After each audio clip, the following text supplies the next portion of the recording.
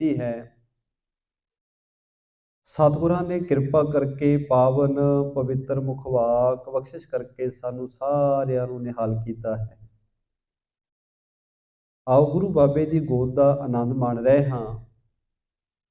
ਗੁਰੂ ਕੇ ਇਤਿਹਾਸ ਦੀਆਂ ਵਿਚਾਰਾਂ ਨਾਲ ਸਾਂਝ ਪਾਉਣ ਤੋਂ ਪਹਿਲਾਂ ਗੁਰੂ ਚਰਨਾਂ ਵਿੱਚ ਸੁਰਤ ਨੂੰ ਇਕਾਗਰ ਕਰੀਏ।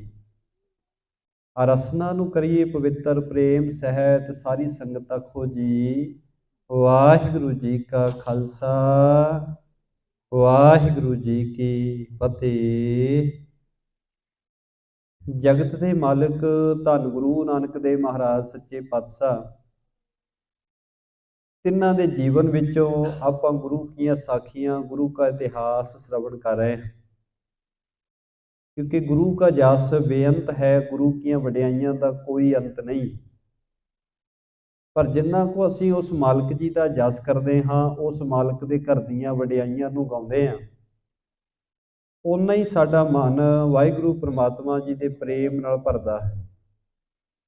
ਜਿਹੜੇ ਪਿਆਰੇ ਗੁਰੂ ਕਾ ਇਤਿਹਾਸ ਸ਼ਰਵਣ ਕਰਦੇ ਹਨ ਲਗਾਤਾਰ, ਉਹਨਾਂ ਨੇ ਸ਼ਰਵਣ ਕੀਤਾ ਹੈ ਕਿ ਕਿੰਨੇ ਸਾਰੇ ਪਾਪੀ ਮਨੁੱਖ ਗੁਰੂ ਕੀ ਸ਼ਰਨ ਵਿੱਚ ਆਏ। ਜਦੋਂ ਉਹਨਾਂ ਨੇ ਗੁਰੂ ਨਾਨਕ ਸਾਹਿਬ ਮਹਾਰਾਜ ਜੀ ਦਾ ਜਸ ਕੀਤਾ, ਉਹ ਪਾਪੀ ਮਨੁੱਖ ਵੀ ਪਵਿੱਤਰ ਹੋ ਗਏ, ਪੂਜਣਯੋਗ ਬਣ ਗਏ। ਤੇ ਜਿਹੜਾ ਵੀ ਪਿਆਰਾ ਗੁਰੂ ਕਾ ਜਸ ਸੁਣਦਾ ਹੈ, ਗਾਵਿਆ ਸੁਣਿਆ ਉਹਨਾਂ ਦਾ ਸਫਲਾ ਹੋ ਜਾਂਦਾ ਹੈ। ਜਿਹੜੇ ਪਿਆਰੇ ਗੁਰੂ ਸਾਹਿਬ ਜੀ ਦੇ ਚਰਨਾਂ ਨਾਲ ਪ੍ਰੇਮ ਪਾ ਲੈਂਦੇ। ਆਪਾਂ ਗੁਰੂ ਕੀ ਬਾਣੀ ਦੇ ਵੀ ਬਚਨ ਪੜ੍ਹਦੇ ਹਾਂ। ਹਜ਼ੂਰ ਕਹਿੰਦੇ ਨੇ, ਗੁਰੂ ਨਾਨਕ ਜਿਨ ਸੁਣਿਆ ਵੇਖਿਆ। ਜਿਨ੍ਹਾਂ ਨੇ ਗੁਰੂ ਨਾਨਕ ਸਾਹਿਬ ਨੂੰ ਸੁਣਿਆ ਜਾਂ ਜਿਨ੍ਹਾਂ ਨੇ ਗੁਰੂ ਨਾਨਕ ਸਾਹਿਬ ਨੂੰ ਵੇਖ ਲਿਆ, ਗੁਰੂ ਨਾਨਕ ਜਿਨ ਸੁਣਿਆ ਵੇਖਿਆ ਸੇ ਫਿਰ ਗਰਭਾਸ ਨਾ ਭਰਿਆ ਰੇ। ਉਹ ਫਿਰ ਗਰਭ ਜੂਨੀਆਂ ਵਿੱਚ ਨਹੀਂ ਪੈਂਦਾ, ਜਨਮ ਮਰਨ ਦੇ ਵਿੱਚ ਨਹੀਂ ਪੈਂਦਾ। ਗੁਰੂ ਕੀ ਕਥਾ ਸੁਣਿਆ ਸਾਡਾ ਜੀਵਨ ਪਵਿੱਤਰ ਹੁੰਦਾ ਹੈ।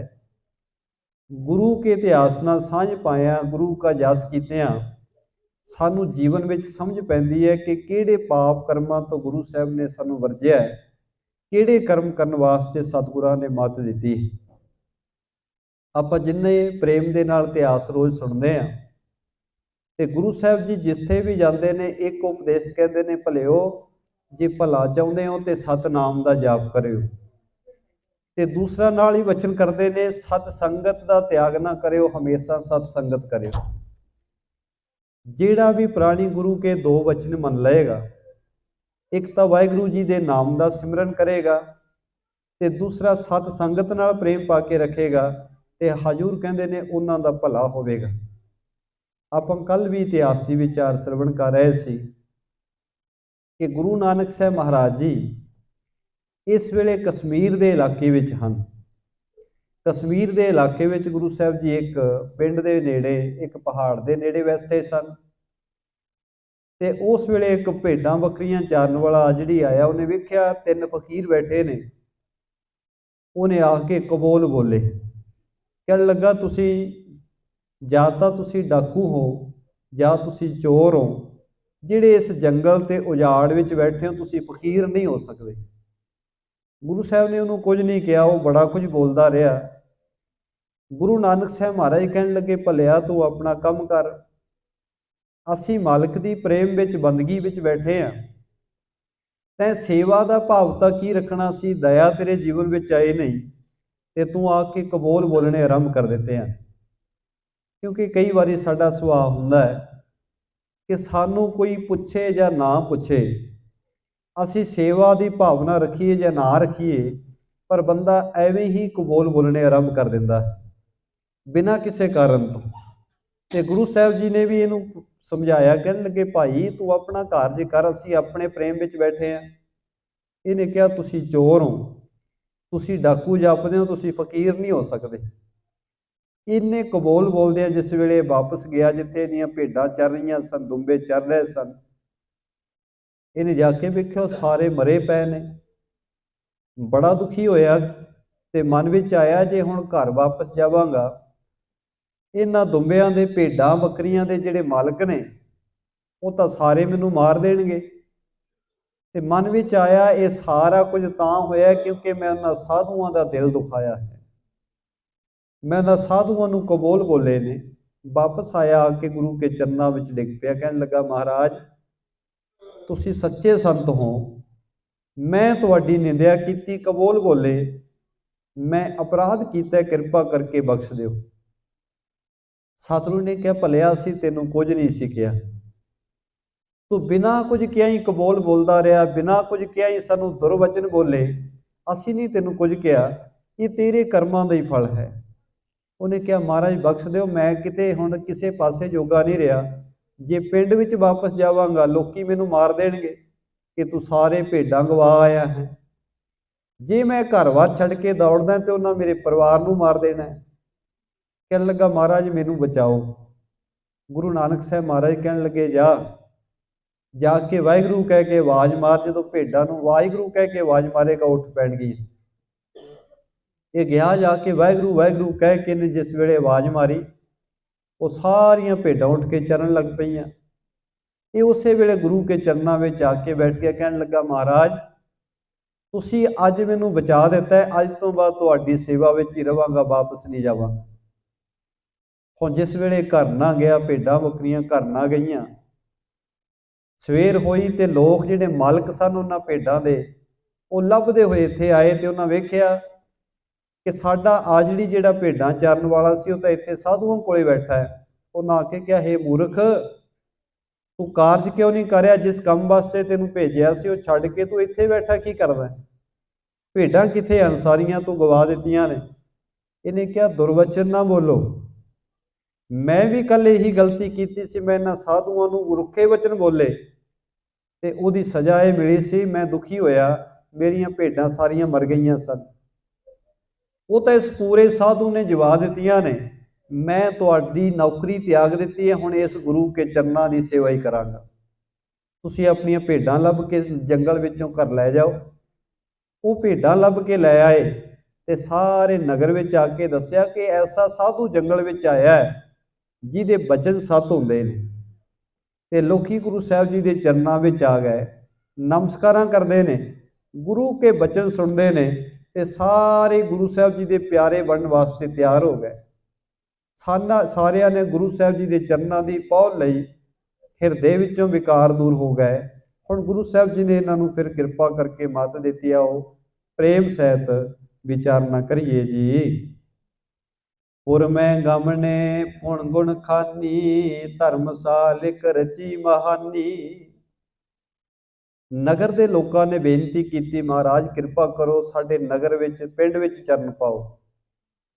धन गुरु नानक साहब महाराज जंगल विचों उठे, उस नगर विच आ गए। उस नगर विच आके सतगुरां ने भाग लाए ते हुक्म किया, कहन लगे प्यारिओ इस जगह ते एक धर्मशाला बनाउणी करो। धर्मशाला का भाव गुरुद्वारे का पहला नाम ही धर्मशाला सी। साहब ने कहा धर्मशाला बनाओ, नामदान स्नान दृढ़ायो, सिखे मग तिस देश चलायो। कश्मीर के इलाके विच धन गुरु नानक साहब महाराज जी ने इन्हां लोकां नूं नाम की दात दृढ़ करा दित्ती, परमात्मा जी के नाम विच जोड़ दिता, सेवा सिमरन विच जोड़ दिता है। गुरसिੱਖੀ का मार्ग इस इलाके विच सतगुरां ने चला दिता है, गुरसिੱਖੀ की रीत चला दी है। महिमापुर में बधी अपारा, लिखे शब्द गुर करे उचारा। गुरु प्यारे साडा जिहड़ा समा है, जिस समय विच असीं जन्म लिया है, जिस समय विच असीं जी रहे हाँ, ये बहुत भागां वाला समा है। क्यों? क्योंकि गुरु की बाणी सानू लिखती रूप विच मिली है। धन गुरु ग्रंथ साहब महाराज जी साडे कोले हाज़र नाज़र सतगुरु ने। हुण जिहड़े उस वेले गुरु नानक साहब महाराज जी के समय के गुरु के सिख बनते हैं, वो की करते हैं, जदों गुरु साहब जी शब्द उचारते हैं तो उन्होंने शब्द लिखने पैंदे आ। वो सारे जिन्ना को शब्द गुरु साहब जी उचारण करते हैं, उन्होंने उचारण करके सुनाते हैं, उन्होंने शब्दों को लिख लेंदे ने ते लिखे हुए शब्दों का ही गायन करते हैं। हुण क्योंकि उन्होंने समयां च याद रखना जां पोथी साहब जां गुटका साहब इस तरह की व्यवस्था नहीं सी बनी अजे। इस करके गुरु के प्यारे सिख जिथे गुरु नानक साहब महाराज जाते हैं, जिन्ने दिन गुरु साहब जी उत्थे रह के परमात्मा की बाणी उचारते हैं, ਤੇ ਗੁਰੂ ਕੇ ਸਿੱਖ ਉਹ ਸ਼ਬਦ ਗੁਰੂ ਕੇ ਚਰਨਾਂ ਵਿੱਚ ਸੁਣ ਕੇ ਲਿਖ ਲੈਂਦੇ ਨੇ ਤੇ ਉਹ ਲਿਖੇ ਹੋਏ ਸ਼ਬਦਾਂ ਦਾ ਹੀ ਬਾਰ-ਬਾਰ ਜਾਪ ਕਰਦੇ ਨੇ, ਉਹਨਾਂ ਦੇ ਕੀਰਤਨ ਕਰਦੇ ਨੇ, ਉਹਨਾਂ ਦੀ ਵਿਚਾਰ ਨਾਲ ਹੀ ਮਨ ਨੂੰ ਜੋੜਨਾ ਕਰਦੇ ਨੇ। ਪੜੇ ਪ੍ਰੇਤ ਸੋ ਕੀਰਤ ਕਰਹੀ, ਸ੍ਰੀ ਨਾਨਕ ਮੈਂ ਸਰਦਾ ਧਰਹੀ। ਗੁਰੂ ਨਾਨਕ ਸਾਹਿਬ ਮਹਾਰਾਜ ਸੱਚੇ ਪਾਤਸ਼ਾਹ ਜੀ ਦੇ ਚਰਨਾਂ ਵਿੱਚ ਪ੍ਰੇਮ ਰੱਖ ਕੇ, ਸਰਦਾ ਰੱਖ ਕੇ, ਬਹੁਤ ਪ੍ਰੇਮ ਦੇ ਨਾਲ ਗੁਰੂ ਕੇ ਸ਼ਬਦ ਪੜ੍ਹਦੇ ਆ। ਹੁਣ ਵੇਖੋ, ਉਹ ਗੁਰਸਿੱਖ ਪਿਆਰੇ ਜਿਹੜੇ ਉਹਨਾਂ ਸਮਿਆਂ 'ਚ ਗੁਰੂ ਕੇ ਪਿਆਰੇ ਬਣੇ, ਇੱਕ ਤਾਂ ਉਹਨਾਂ ਨੂੰ ਓਨੇ ਕੋਈ ਸ਼ਬਦ ਮਿਲੇ ਜਿੰਨੇ ਕੋ ਗੁਰੂ ਸਾਹਿਬ ਜੀ ਨੇ ਉੱਥੇ ਉਚਾਰੇ, ਉਹਨਾਂ ਲਿਖ ਲੈਣੇ ਤੇ ਫਿਰ ਲਿਖੇ ਹੋਇਆਂ ਨੂੰ ਹੀ ਪ੍ਰੇਮ ਨਾਲ ਪੜ੍ਹਨਾ। ਹੁਣ ਵੇਖੋ, ਅੱਜ ਸਾਡੇ ਕੋਲੇ ਸਹੂਲਤਾਂ ਬਹੁਤ ਨੇ, ਅੱਜ ਸਾਨੂੰ ਸ਼ਬਦ ਲਿਖਣ ਦੀ ਲੋੜ ਨਹੀਂ। ਗੁਰੂ ਕੀ ਬਾਣੀ ਦੇ ਪੋਥੀ ਸਾਹਿਬ, ਗੁਟਕਾ ਸਾਹਿਬ ਅੱਜ ਸਾਡੇ ਕੋਲੇ ਉਪਲਬਧ ਨੇ, ਸਾਡੇ ਕੋਲੇ ਮੌਜੂਦ ਨੇ। ਪਰ ਸਿੱਖ ਕੋਲੇ ਇੰਨਾ ਟਾਈਮ ਵੀ ਨਹੀਂ ਕਿ ਗੁਟਕਾ ਸਾਹਿਬ ਜਾਂ ਪੋਥੀ ਸਾਹਿਬ ਚੁੱਕ ਕੇ ਬਾਣੀ ਪੜ੍ਹ ਲਵਾਂ, ਇੰਨਾ ਸਮਾਂ ਵੀ ਨਹੀਂ ਅਸੀਂ ਕੱਢ ਰਹੇ। ਤੇ ਗੁਰੂ ਪਿਆਰੇ, ਇਸ ਤੋਂ ਵੀ ਸੌਖਾ ਹੋ ਗਿਆ ਹੈ, ਭਾਵੇਂ ਕਿ ਬਾਣੀ ਪੜ੍ਹਨੀ ਪੋਥੀ ਸਾਹਿਬ ਜਾਂ ਗੁਟਕਾ ਸਾਹਿਬ ਤੋਂ ਹੀ ਚਾਹੀਦੀ, ਉੱਥੇ ਸਤਿਕਾਰ ਰਹਿੰਦਾ। ਪਰ ਸਾਡੇ ਕੋਲੇ ਹੋਰ ਵੀ ਸਹੂਲਤ ਹੈ ਕਿ ਅਸੀਂ ਮੋਬਾਈਲ ਵਿੱਚ ਵੀ ਗੁਰੂ ਕੀ ਬਾਣੀ, ਅੱਜ ਕੱਲ੍ਹ ਐਪਲੀਕੇਸ਼ਨਾਂ ਹੈਗੀਆਂ ਨੇ, ਗੁਰੂ ਕੀ ਬਾਣੀ ਸਾਡੀ ਜੇਬ ਦੇ ਵਿੱਚ ਰੱਖੀ ਹੋਈ ਹੈ, ਅਸੀਂ ਮੋਬਾਈਲ ਵਿੱਚ ਰੱਖੀ ਹੈ। ਪਰ ਅਸੀਂ ਹੋਰ ਬੜਾ ਕੁਝ ਵੇਖ ਲੈਂਦੇ ਹਾਂ। ਕੋਈ ਭਾਗਾਂ ਵਾਲਾ ਹੋਏਗਾ ਜਿਹੜਾ ਉੱਥੋਂ ਵੀ ਗੁਰੂ ਕੀ ਬਾਣੀ ਨੂੰ ਕੱਢ ਕੇ ਪੜ੍ਹ ਲੈਂਦਾ ਹੋਏਗਾ। ਸਾਡੇ ਕੋਲੇ ਸਹੂਲਤਾਂ ਨੇ, ਸਾਡੇ ਕੋਲੇ ਗੁਰੂ ਕੀ ਬਾਣੀ ਨੂੰ ਸੁਣਨ ਦੇ ਹਜ਼ਾਰਾਂ ਸਾਧਨ ਨੇ, ਪੜ੍ਹਨ ਦੇ ਸਾਧਨ ਨੇ, ਪਰ ਅਸੀਂ ਕਿੱਡੇ ਅਭਾਗੇ ਹਾਂ ਕਿ ਫਿਰ ਵੀ ਗੁਰੂ ਕੀ ਬਾਣੀ ਨਹੀਂ ਪੜ੍ਹ ਪਾਉਂਦੇ, ਫਿਰ ਵੀ ਗੁਰੂ ਨਾਲ ਪ੍ਰੇਮ ਨਹੀਂ ਪਾਉਂਦੇ। ਤੇ ਉਹ ਗੁਰਸਿੱਖ ਕਿੱਡੇ ਭਾਗਾਂ ਵਾਲੇ ਨੇ ਜਿਨ੍ਹਾਂ ਕੋਲੇ ਇੰਨੀ ਬਾਣੀ ਦਾ ਖਜ਼ਾਨਾ ਨਹੀਂ, ਉਹਨਾਂ ਨੂੰ ਗੁਰੂ ਕੇ ਮੁਖ ਵਿੱਚੋਂ ਉਚਾਰਨ ਹੋਏ ਓਨੇ ਕੁ ਸ਼ਬਦ ਮਿਲਦੇ ਨੇ, ਉਹਨੂੰ ਲਿਖਦੇ ਨੇ, ਹੱਥਾਂ ਨਾਲ ਲਿਖਦੇ ਨੇ ਤੇ ਫਿਰ ਬੜੇ ਪ੍ਰੇਮ ਨਾਲ ਉਹਨਾਂ ਲਿਖੇ ਹੋਇਆਂ ਨੂੰ ਹੀ ਪੜ੍ਹੀ ਜਾਂਦੇ ਨੇ, ਬਹੁਤ ਪ੍ਰੇਮ ਨਾਲ ਪੜ੍ਹਦੇ ਨੇ ਤੇ ਉਸੇ ਸ਼ਬਦ ਦਾ ਕੀਰਤਨ ਵੀ ਕਰਦੇ ਨੇ, ਉਸੇ ਸ਼ਬਦ ਦੀ ਵਿਚਾਰ ਨਾਲ ਜੁੜਦੇ ਨੇ। ਇਸ ਤਰ੍ਹਾਂ ਉਹਨਾਂ ਦੇ ਮਨ ਵਿੱਚ ਗੁਰੂ ਨਾਨਕ ਸਾਹਿਬ ਦੇ ਪ੍ਰਤੀ ਬਹੁਤ ਪ੍ਰੇਮ ਜਗ ਪੈਂਦਾ ਹੈ। ਤਹ ਇੱਕ ਪੰਡਤ ਰਹਿਤ ਸੁਜਾਨਾ, ਸਭ ਵਿਦਿਆ ਮੈਂ ਨਿਪੁੰਨ ਨਿਧਾਨਾ। ਇੱਥੇ ਹੀ ਇਸ ਕਸ਼ਮੀਰ ਦੇ ਇਲਾਕੇ ਵਿੱਚ ਜਿੱਥੇ ਗੁਰੂ ਨਾਨਕ ਸਾਹਿਬ ਮਹਾਰਾਜ ਜੀ ਇਸ ਵੇਲੇ ਵਿਰਾਜੇ ਹੋਏ ਨੇ, ਇੱਥੇ ਨੇੜੇ ਹੀ ਇੱਕ ਬੜਾ ਵਿਦਵਾਨ ਪੰਡਤ ਰਹਿੰਦਾ ਸੀ, ਬਹੁਤ ਪੜ੍ਹਿਆ ਲਿਖਿਆ ਹੋਇਆ ਸੀ, ਉਹਦੇ ਕੋਲੇ ਬਹੁਤ ਵਿਦਿਆ ਸੀ। ਕਿਉਂਕਿ ਗੁਰੂ ਪਿਆਰਿਓ, ਜਿਹੜਾ ਹਿੰਦੁਸਤਾਨ ਹੈ, ਭਾਵ ਕਿ ਭਾਰਤ ਹੈ, ਅਸੀਂ ਇੰਡੀਆ ਕਹਿ ਲੈਂਦੇ, ਇੱਥੇ ਵਿਦਿਆ ਦਾ ਪ੍ਰਸਾਰ ਬਹੁਤ ਪਹਿਲਾਂ ਤੋਂ ਹੈ। ਇਹ ਉਹ ਧਰਤੀ ਹੈ ਜਿੱਥੇ 4 ਵੇਦ ਪਤਾ ਨਹੀਂ ਕਦੋਂ ਦੇ ਲਿਖੇ ਗਏ। ਗਿਆਨ ਦੀ ਕੋਈ ਘਾਟ ਨਹੀਂ ਸੀ ਭਾਰਤ ਦੇ ਵਿੱਚ, ਹਿੰਦੁਸਤਾਨ ਦੇ ਵਿੱਚ। ਪਰ ਜਿੰਨਾ ਗਿਆਨ ਸੀ, ਉਸ ਗਿਆਨ ਦੇ ਉੱਤੇ ਇੱਕ ਵਿਸ਼ੇਸ਼ ਤਬਕੇ ਦਾ ਕਬਜ਼ਾ ਸੀ, ਭਾਵ ਕਿ ਬ੍ਰਾਹਮਣ ਦਾ ਕਬਜ਼ਾ ਸੀ। ਜਿਸ ਦੇਸ਼ ਵਿੱਚ ਇੰਨਾ ਗਿਆਨ ਸੀ, ਵੇਦ ਸ਼ਾਸਤਰ ਲਿਖੇ ਗਏ, ਸਿਮਰਤੀਆਂ ਲਿਖੀਆਂ ਗਈਆਂ, ਹੋਰ ਅਤਿਅੰਤ ਗ੍ਰੰਥ ਲਿਖੇ ਗਏ, ਪਰ ਉੱਥੋਂ ਦੀ ਜਨਤਾ ਅੱਜ ਤੱਕ ਵੀ ਅਨਪੜ੍ਹ ਰਹੀ। ਉਹਦਾ ਕਾਰਨ ਰਿਹਾ ਕਿ ਜਿਹੜਾ ਬ੍ਰਾਹਮਣ ਸੀ, ਬ੍ਰਾਹਮਣ ਨੇ ਵਿਦਿਆ ਆਪ ਤਾਂ ਪੜ੍ਹੀ ਪਰ ਕਿਸੇ ਨੂੰ ਪੜ੍ਹਾਈ ਨਹੀਂ, ਉਹਨੇ ਕਿਸੇ ਨੂੰ ਨਹੀਂ ਪੜ੍ਹਨ ਦਿੱਤਾ। ਆਪ ਉਹ ਬੜਾ ਵਿਦਵਾਨ ਹੋਇਆ, ਬੜੇ ਗ੍ਰੰਥ ਉਹਨੂੰ ਯਾਦ ਹੁੰਦੇ ਸਨ, ਬੜਾ ਉਹ ਇੰਨਾ ਕੁ ਉਹਦੇ ਕੋਲ ਦਿਮਾਗ ਸੀ, ਉਹਨੇ ਅੱਜ ਤੱਕ ਰਾਜ ਕੀਤਾ, ਰਾਜ ਕਰਨ ਵਾਲਿਆਂ ਦੇ ਪਿੱਛੇ ਹੋ ਰਿਹਾ। ਪਰ ਉਹਨੇ ਇੱਕੋ ਹੀ ਚੀਜ਼ ਕੀਤੀ, ਉਹਨੇ ਗਿਆਨ ਜਿਹੜਾ ਸੀ, ਵਿਦਿਆ ਜਿਹੜੀ ਸੀ, ਉਹਦੇ ਤੇ ਕਬਜ਼ਾ ਕਰਕੇ ਰੱਖਿਆ, ਉਹ ਦੂਸਰਿਆਂ ਤੱਕ ਨਹੀਂ ਜਾਣ ਦਿੱਤਾ। ਹੁਣ ਉਸ ਵੇਲੇ, ਜਿਸ ਵੇਲੇ ਗੁਰੂ ਨਾਨਕ ਸਾਹਿਬ ਮਹਾਰਾਜ ਜੀ ਸੰਸਾਰ ਵਿੱਚ ਵਿਚਰ ਰਹੇ ਨੇ, ਬਹੁਤ ਵਿਦਵਾਨ ਪੰਡਤ ਉਸ ਵੇਲੇ ਵੀ ਹੈਗੇ ਨੇ, ਉਹਨਾਂ ਕੋਲੇ ਗਿਆਨ ਦੀ ਕੋਈ ਘਾਟ ਨਹੀਂ, ਪਰ ਉਹ ਆਪਣੇ ਗਿਆਨ ਦੀ ਵਰਤੋਂ ਸਮਾਜ ਨੂੰ ਸੇਧ ਦੇਣ ਦੀ ਬਜਾਏ ਦੂਸਰਿਆਂ ਨੂੰ ਬਹਿਸ ਕਰਕੇ ਹਰਾਉਣ ਵਿੱਚ ਕਰਦੇ ਹਨ। ਉਹ ਬਹਿਸ ਕਰਦੇ ਨੇ, ਡਿਬੇਟ ਕਰਦੇ ਨੇ, ਵਿਚਾਰ ਚਰਚਾ ਕਰਦੇ ਨੇ ਤੇ ਦੂਸਰੇ ਨੂੰ ਨੀਵਾਂ ਦਿਖਾ ਕੇ ਹਰਾ ਦਿੰਦੇ। ਇਹ ਜਿਹੜਾ ਪੰਡਤ ਸੀ, ਇਹ ਵਿਦਵਾਨ ਬੜਾ ਸੀ, ਇਹਦੇ ਕੋਲੇ ਵਿਦਿਆ ਬਹੁਤ ਸੀ, ਗਿਆਨ ਬਹੁਤ ਜ਼ਿਆਦਾ ਸੀ। ਸ੍ਰੀ ਨਾਨਕ ਮਹਿਮਾ ਤਿਨ ਸੁਣੀ, ਦਰਸ਼ਨ ਕਰੋ ਹਿਰਦੇ ਅਸ ਗੁਣੀ। ਹੁਣ ਗੁਰੂ ਨਾਨਕ ਸਾਹਿਬ ਮਹਾਰਾਜ ਜੀ ਦੀ ਮਹਿਮਾ ਸਾਰੇ ਸੰਸਾਰ ਵਿੱਚ ਹੋ ਰਹੀ ਹੈ। गुरु बाबे की जय जयकार घर घर विच हुंदी है। ते इहने भी गुरु नानक साहब महाराज जी की महिमा सुनी, गुरु की वडियाइयां, गुरु का जस सुनिया, ते इहदे भी मन विच ख्याल आया मैं भी जाके दर्शन करा, वेखना तो करा नानक साहब है कौन ने, किस तरह दे ने, मैं जाके विचार चर्चा उन्हां नाल करनी करा। पुस्तक लदे ओष्ट तिन दो, गमनत संग करत है सो। अजकल जो मनुख पढ़ता है, असी सारे पढ़ते हैं, तो पढ़न तो बाद जो बंदा एक लैवल क्रॉस कर लैंदा उन्होंने एक कागज़ दे दिता जाता है, असी कहने जी इनू ये डिग्री मिल गई, इन्हें इन्ना पढ़ लिया है। वो एको ही कागज़ साढ़े पढ़े हुए का सबूत हुंदा है कि इस मनुख ने इन्ना पढ़िया है।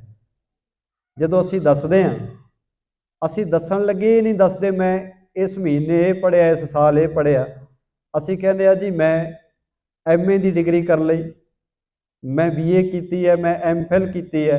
असी सिर्फ उन्हां को नाम दसदे तो अगले नूं अनुमान हो जाता है कि किन्ना को पढ़िया होया। पर उन्हां समयां दे विच इस तरह डिग्रियां नहीं सी मिलदियां, इस तरह सर्टिफिकेट नहीं सी मिलते। हुण किसी मनुख नूं इह दसना होवे कि मैं इन्ना ज़्यादा पढ़िया होया, उहदे वास्ते जिहड़े विद्वान पंडित हुंदे सन, पढ़े लिखे हुंदे सन, वो की करदे सन, जिन्ने ग्रंथ उन्होंने पढ़े हुंदे सन वो सारे नाल ही चुकी फिरदे सन कि असी इन्ने ग्रंथां नूं पढ़िया होया है, तां जो दूसरा देखण वाला समझ जाए जिस मनुख कोले इन्ने ग्रंथां ने, इन्नियां किताबां ने, किन्ना को पढ़िया होएगा। हुण जिहड़ा ये पंडित गुरु नानक साहब महाराज जी के दर्शन करने वास्ते आ रहा है, इन्हें दो ऊंठां दे उत्ते किताबां लदियां होईयां ने। ऊंठ जिहड़े ने, ऊंठां दे उत्ते ने पूरी तरह वो ग्रंथ जिहड़े हन, पढ़े हुए ग्रंथ, पढ़ियां होईयां जिन्नियां पुस्तकां ने, इन्हें दो ऊंठां उत्ते लदियां होईयां ने, ते जिथे भी जांदा सी दोवें ऊंठ नाल लैके जांदा सी, तां जो वेखण वाले नूं पता लग जाए जिस मनुख कोले इन्ने ग्रंथ ने वो किन्ना पढ़िया होएगा। क्योंकि ये भी साडा सुभाव हुंदा ही है, हरेक पढ़े लिखे मनुख का सुभाव हुंदा है, बंदा चाहुंदा है कि मेरे बारे पता लग जाए कि मैं किन्ना को पढ़िया होया, तां जो दूसरे ते प्रभाव पवे, दूसरे ते मैं प्रभाव ये पा सकां मेरे कोले बहुत नॉलेज है, मैं बहुत पढ़िया लिखिया। हुण उस वेले प्रभाव पाउण दा तरीका यह सी, क्योंकि उस वेले इस तरह डिग्री तो दिखाई नहीं सी जा सकदी, उस वेले प्रभाव पाउण दा तरीका ही ये सी जिन्ना पढ़िया उन्होंने सारे नूं नाल ही चुकी फिरदे सन। हुण इसने दो ऊंठ लदे ने ते गुरु नानक साहब महाराज जी नूं मिलण वास्ते तुरिया है। सालग्राम गरे में पावा, तन में द्वादश तिलक लगावा। इन्हें सालग्राम अपने गल विच पाया है, धार्मिक चिन्ह जिहड़ा है, ते शरीर दे उत्ते ने 12 जगह दे उत्ते तिलक लाए हुए हैं। आपां वेखदे हां जिहड़े पंडित लोक ने, आपां उन्हां दे मत्थे दे उत्ते तिलक लग्या होया वेखदे हां, पर जिहड़े वैष्णव मत नूं मनण वाले ने, वैष्णव मत जिहड़ा है, वैष्णव मत वाले 12 तिलक लाउंदे आ। आपां तां केवल मस्तक दा तिलक वेखदे हां, पर वैष्णव मत वाले तिलक 12 जगह ते लाउंदे ने, जिस तरह मत्थे ते, अपने गर्दन ते, छाती ते, पेट ते, दोवां बखियां ते, दोवां मोढियां ते, दोवां बाहां ते, पेट ते, लक ते, 12 जगह ते तिलक लाउंदे ने। इन्हां दे धर्म दी निशानी। हुण ये भी क्योंकि अपने आप नूं वड्डा विद्वान भी मनदा है ते धार्मिक कर्मां विच भी पूरा मनदा है, इस करके इस पंडित ने भी 12 तिलक लाए हुए ने। जह बैठे बेदी कुलदीपा, सो पंडित चले आए समीपा। जगत दे मालिक धन गुरु नानक देव महाराज सच्चे पातशाह जी जिस जगह ते विराजे हुए ने, ये विद्वान पंडित उस जगह ते आ पहुंचे है। बैठ्यो राम राम को करके, विद्या गर्भ रहियो उर भर के। हुण आम जिहड़ा भी कोई मनुख गुरु नानक साहब के दर्शन करने वास्ते आउंदा सी, गुरु साहब जी के दर्शन करके अपने आप वो गुरु के चरणों में नमस्कार कर दिंदा सी। ਹੁਣ ਇਸ ਨੂੰ ਵਿਦਿਆ ਦਾ ਹੰਕਾਰ ਹੈ, ਵਿਦਿਆ ਦਾ ਮਾਣ ਹੈ ਕਿ ਮੇਰੇ ਜਿੰਨਾ ਕੋਈ ਪੜ੍ਹਿਆ ਲਿਖਿਆ ਹੋਇਆ। ਇਹ ਆਇਆ ਆ ਕੇ ਨੇ ਕਿਹਾ ਜੀ ਰਾਮ ਰਾਮ। ਜਿਸ ਤਰ੍ਹਾਂ ਸਾਡੇ ਹਿੰਦੂ ਵੀਰ ਕਹਿੰਦੇ ਨੇ, ਜਦੋਂ ਆਪਸ ਵਿੱਚ ਮਿਲਦੇ ਨੇ ਉਹ ਕਹਿੰਦੇ ਨੇ ਜੀ ਰਾਮ ਰਾਮ। ਇਹਨੇ ਵੀ ਆ ਕੇ ਗੁਰੂ ਸਾਹਿਬ ਨੂੰ ਕਿਹਾ ਰਾਮ ਰਾਮ। ਨਮਸਕਾਰ ਨਹੀਂ ਕੀਤੀ, ਕੋਈ ਵੰਦਨਾ ਨਹੀਂ ਕੀਤੀ, ਕਿਉਂਕਿ ਵਿਦਿਆ ਦਾ ਮਾਣ ਹੈ। ਰਾਮ ਰਾਮ ਕਹਿ ਕੇ ਗੁਰੂ ਨਾਨਕ ਸਾਹਿਬ ਮਹਾਰਾਜ ਜੀ ਦੇ ਸਾਹਮਣੇ ਬੈਠ ਗਿਆ। ਇਹਦੇ ਚਿਹਰੇ ਤੋਂ ਇਹਦੀ ਵਿਦਿਆ ਦਾ ਘੁਮੰਡ ਸਾਹਮਣੇ ਪ੍ਰਤੱਖ ਵਿਖ ਰਿਹਾ ਹੈ। ਇਹਨੂੰ ਆਪਣੇ ਵਿਦਿਆ ਦਾ ਹੰਕਾਰ ਹੈ, ਕਿਉਂਕਿ ਤਿੰਨ ਤਰ੍ਹਾਂ ਦੇ ਬੰਦੇ, ਜ਼ਿਆਦਾਤਰ, ਸਾਰੇ ਨਹੀਂ ਕਹਿ ਸਕਦੇ, ਜ਼ਿਆਦਾਤਰ ਤਿੰਨ ਮਨੁੱਖ ਹੰਕਾਰੀ ਹੋ ਜਾਂਦੇ ਨੇ। ਇੱਕ ਮਨੁੱਖ ਜਿਹਦੇ ਕੋਲੇ ਧਨ ਬਹੁਤਾ ਹੋਵੇ, ਧਨਵਾਨ ਮਨੁੱਖ ਜ਼ਿਆਦਾਤਰ, ਬਹੁਤ ਥੋੜਿਆਂ ਨੂੰ ਛੱਡ ਕੇ ਧਨਵਾਨ ਮਨੁੱਖ ਦਾ ਚਿਹਰਾ ਸਾਨੂੰ ਦੱਸ ਦੇਗਾ ਇਹਦੇ ਕੋਲ ਥੋੜਾ ਬਹੁਤ ਹੰਕਾਰ ਹੈਗਾ ਹੈ। ਧਨਵਾਨ ਮਨੁੱਖ ਦੇ ਚਿਹਰੇ ਤੋਂ ਪਤਾ ਲੱਗ ਜਾਏਗਾ ਇਹ ਹੰਕਾਰੀ ਹੈ। ਦੂਸਰਾ ਬਲਵਾਨ, ਜਿਹਦੇ ਸਰੀਰ ਵਿੱਚ ਤਾਕਤ ਬਹੁਤ ਹੋਵੇ, ਉਹਦੇ ਚਾਲ ਤੋਂ ਸਾਨੂੰ ਪਤਾ ਲੱਗ ਜਾਏਗਾ ਇਹਦੇ ਜੀਵਨ ਵਿੱਚ ਹੰਕਾਰ ਹੈ। ਤੇ ਤੀਸਰਾ, ਜਿਹਦੇ ਕੋਲੇ ਵਿਦਿਆ ਹੋਵੇ, ਜਿਹਨੂੰ ਵਿਦਵਾਨ ਕਹਿੰਦੇ ਆ, ਜਿਹਦੇ ਕੋਲੇ ਵਿਦਿਆ ਬਹੁਤੀ ਹੋਵੇ। ਉਹ ਵੀ ਮਨੁੱਖ ਬਹੁਤ ਥੋੜੇ ਹੋਣਗੇ ਜਿਹੜੇ ਵਿਦਿਆ ਵੀ ਹੋਵੇ ਪਰ ਹੰਕਾਰੀ ਨਾ ਹੋਵਣ। ਜਿਹਦੇ ਤੇ ਗੁਰੂ ਦੀ ਕਿਰਪਾ ਹੋਏ ਉਹਦੇ ਕੋਲ ਤਾਂ ਭਾਵੇਂ ਤਿੰਨੇ ਹੀ ਹੋਣ, ਗੁਰੂ ਸਾਹਿਬ ਸਾਰੇ ਹੰਕਾਰ ਤੋਂ ਬਚਾ ਲੈਂਦੇ ਨੇ। ਪਰ ਜ਼ਿਆਦਾਤਰ ਵਿਦਵਾਨ ਮਨੁੱਖ ਵੀ ਹੰਕਾਰੀ ਮਿਲੇਗਾ, ਧਨਵਾਨ ਮਨੁੱਖ ਵੀ ਹੰਕਾਰੀ ਮਿਲੇਗਾ, ਤੇ ਬਲਵਾਨ ਮਨੁੱਖ ਵੀ ਹੰਕਾਰੀ ਮਿਲੇਗਾ। ਹੁਣ ਗੁਰੂ ਸਾਹਿਬ ਦੇ ਸਾਹਮਣੇ ਬੈਠੇ ਆ ਤੇ ਇਹਦੀਆਂ ਅੱਖਾਂ, ਇਹਦਾ ਚਿਹਰਾ ਜਿਹੜਾ ਹੈ ਉਹ ਦੱਸ ਰਿਹਾ ਹੈ ਕਿ ਇਹਨੂੰ ਆਪਣੀ ਵਿਦਿਆ ਤੇ ਬੜਾ ਮਾਣ ਹੈ। ਗੁਰੂ ਨਾਨਕ ਸਾਹਿਬ ਮਹਾਰਾਜ ਦੇ ਸਾਹਮਣੇ ਬੈਠ ਕੇ ਇਹਨੇ ਸਵਾਲ ਕੀਤੇ, ਕਿਉਂਕਿ ਸਵਾਲ ਕਰਨਾ ਕੋਈ ਮਾੜੀ ਗੱਲ ਨਹੀਂ। ਗੁਰੂ ਕੇ ਸਿੱਖ ਨੂੰ ਗੁਰੂ ਸਾਹਿਬ ਨੇ ਕਿਹਾ ਸਿੱਖਣ ਵਾਸਤੇ ਸਾਨੂੰ ਸਿੱਖ ਬਣਾਇਆ। ਜਦੋਂ ਕਿਸੇ ਗੱਲ ਦਾ ਪਤਾ ਨਾ ਹੋਵੇ ਤਾਂ ਸਵਾਲ ਕਰਨਾ ਸਿੱਖ ਨੂੰ ਆਉਣਾ ਚਾਹੀਦਾ ਹੈ, ਕਿਉਂਕਿ ਜੇ ਸਵਾਲ ਕਰਾਂਗੇ ਤਾਂ ਹੀ ਕੁਝ ਨਵਾਂ ਸਿੱਖਾਂਗੇ। ਪਰ ਸਵਾਲ ਕਰਨ ਦੀ ਭਾਵਨਾ ਵੱਖਰੀ ਹੁੰਦੀ ਹੈ। ਇੱਕ ਸਵਾਲ ਹੁੰਦਾ ਸਿੱਖਣ ਵਾਸਤੇ ਤੇ ਇੱਕ ਸਵਾਲ ਹੁੰਦਾ ਆਪਣਾ ਆਪਾ ਦੱਸਣ ਵਾਸਤੇ ਕਿ ਮੈਨੂੰ ਕੁਝ ਪਤਾ ਹੈ। ਇੱਕ ਸਵਾਲ ਹੁੰਦਾ ਇਹ ਵੇਖਣ ਵਾਸਤੇ ਦੂਸਰੇ ਨੂੰ ਕੁਝ ਆਉਂਦਾ ਹੈ ਕਿ ਨਹੀਂ ਆਉਂਦਾ। ਹੁਣ ਇਹ ਭਾਵਨਾ ਹੁੰਦੀ ਹੈ। ਗੁਰੂ ਕੇ ਘਰ ਵਿੱਚ ਸਿੱਖ ਨੂੰ ਸਵਾਲ ਕਰਨੇ ਸਿਖਾਏ ਗਏ। ਸਿੱਖ ਸਵਾਲ ਕਰੇ, ਗੁਰੂ ਕੋਲੋਂ ਪੁੱਛਦੇ ਰਹੇ ਨੇ ਸਿੱਖ, ਮਹਾਰਾਜ ਸਾਡੇ ਜੀਵਨ ਵਿੱਚ ਇਹ ਸ਼ੰਕਾ ਹੈ, ਸਾਨੂੰ ਇਸ ਚੀਜ਼ ਦਾ ਪਤਾ ਨਹੀਂ ਲੱਗ ਰਿਹਾ, ਕਿਰਪਾ ਕਰਕੇ ਮੱਤ ਦੇ ਕੇ ਸਮਝਾਓ। ਤੇ ਗੁਰੂ ਸਾਹਿਬ ਸਮਝਾਉਂਦੇ ਵੀ ਰਹੇ ਨੇ। ਪਰ ਜਿੱਥੇ ਹੰਕਾਰ ਹੋਵੇ ਉੱਥੇ ਉਹ ਬੰਦਾ ਸਿੱਖਣ ਵਾਸਤੇ ਗੱਲ ਨਹੀਂ ਕਰੇਗਾ, ਉੱਥੇ ਹਮੇਸ਼ਾ ਹੀ ਦੂਸਰੇ ਨੂੰ ਨੀਵਾਂ ਦਿਖਾਉਣ ਵਾਸਤੇ ਜਾਂ ਆਪਣੇ ਆਪ ਨੂੰ ਉੱਚਾ ਦਿਖਾਉਣ ਵਾਸਤੇ ਬੰਦਾ ਸਵਾਲ ਕਰਦਾ ਹੈ। ਹੁਣ ਇਹਦੇ ਜਿਹੜੇ ਸਵਾਲ ਨੇ ਉਹ ਸਵਾਲ ਇਹਦੇ ਆਪਣੇ ਆਪ ਨੂੰ ਉੱਚਾ ਦੱਸਣ ਵਾਸਤੇ ਨੇ। ਤੇ ਗੁਰੂ ਨਾਨਕ ਸਾਹਿਬ ਮਹਾਰਾਜ ਨੂੰ ਕਹਿਣ ਲੱਗਾ, ਬੋਲਿਓ ਬਾਹਰੋ ਬਚਨ ਦੁਰਾਸਾ, ਸੰਤ ਹੋਏ ਕਿਉਂ ਖਾਵਤ ਮਾਸਾ।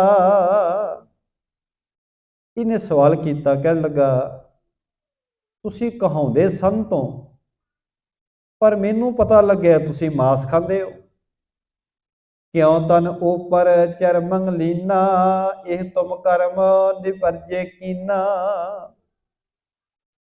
ਤੁਸੀਂ ਆ ਸਰੀਰ ਦੇ ਉੱਤੇ ਆ ਚੰਮ ਕਿਉਂ ਪਹਿਨਿਆ ਹੋਇਆ?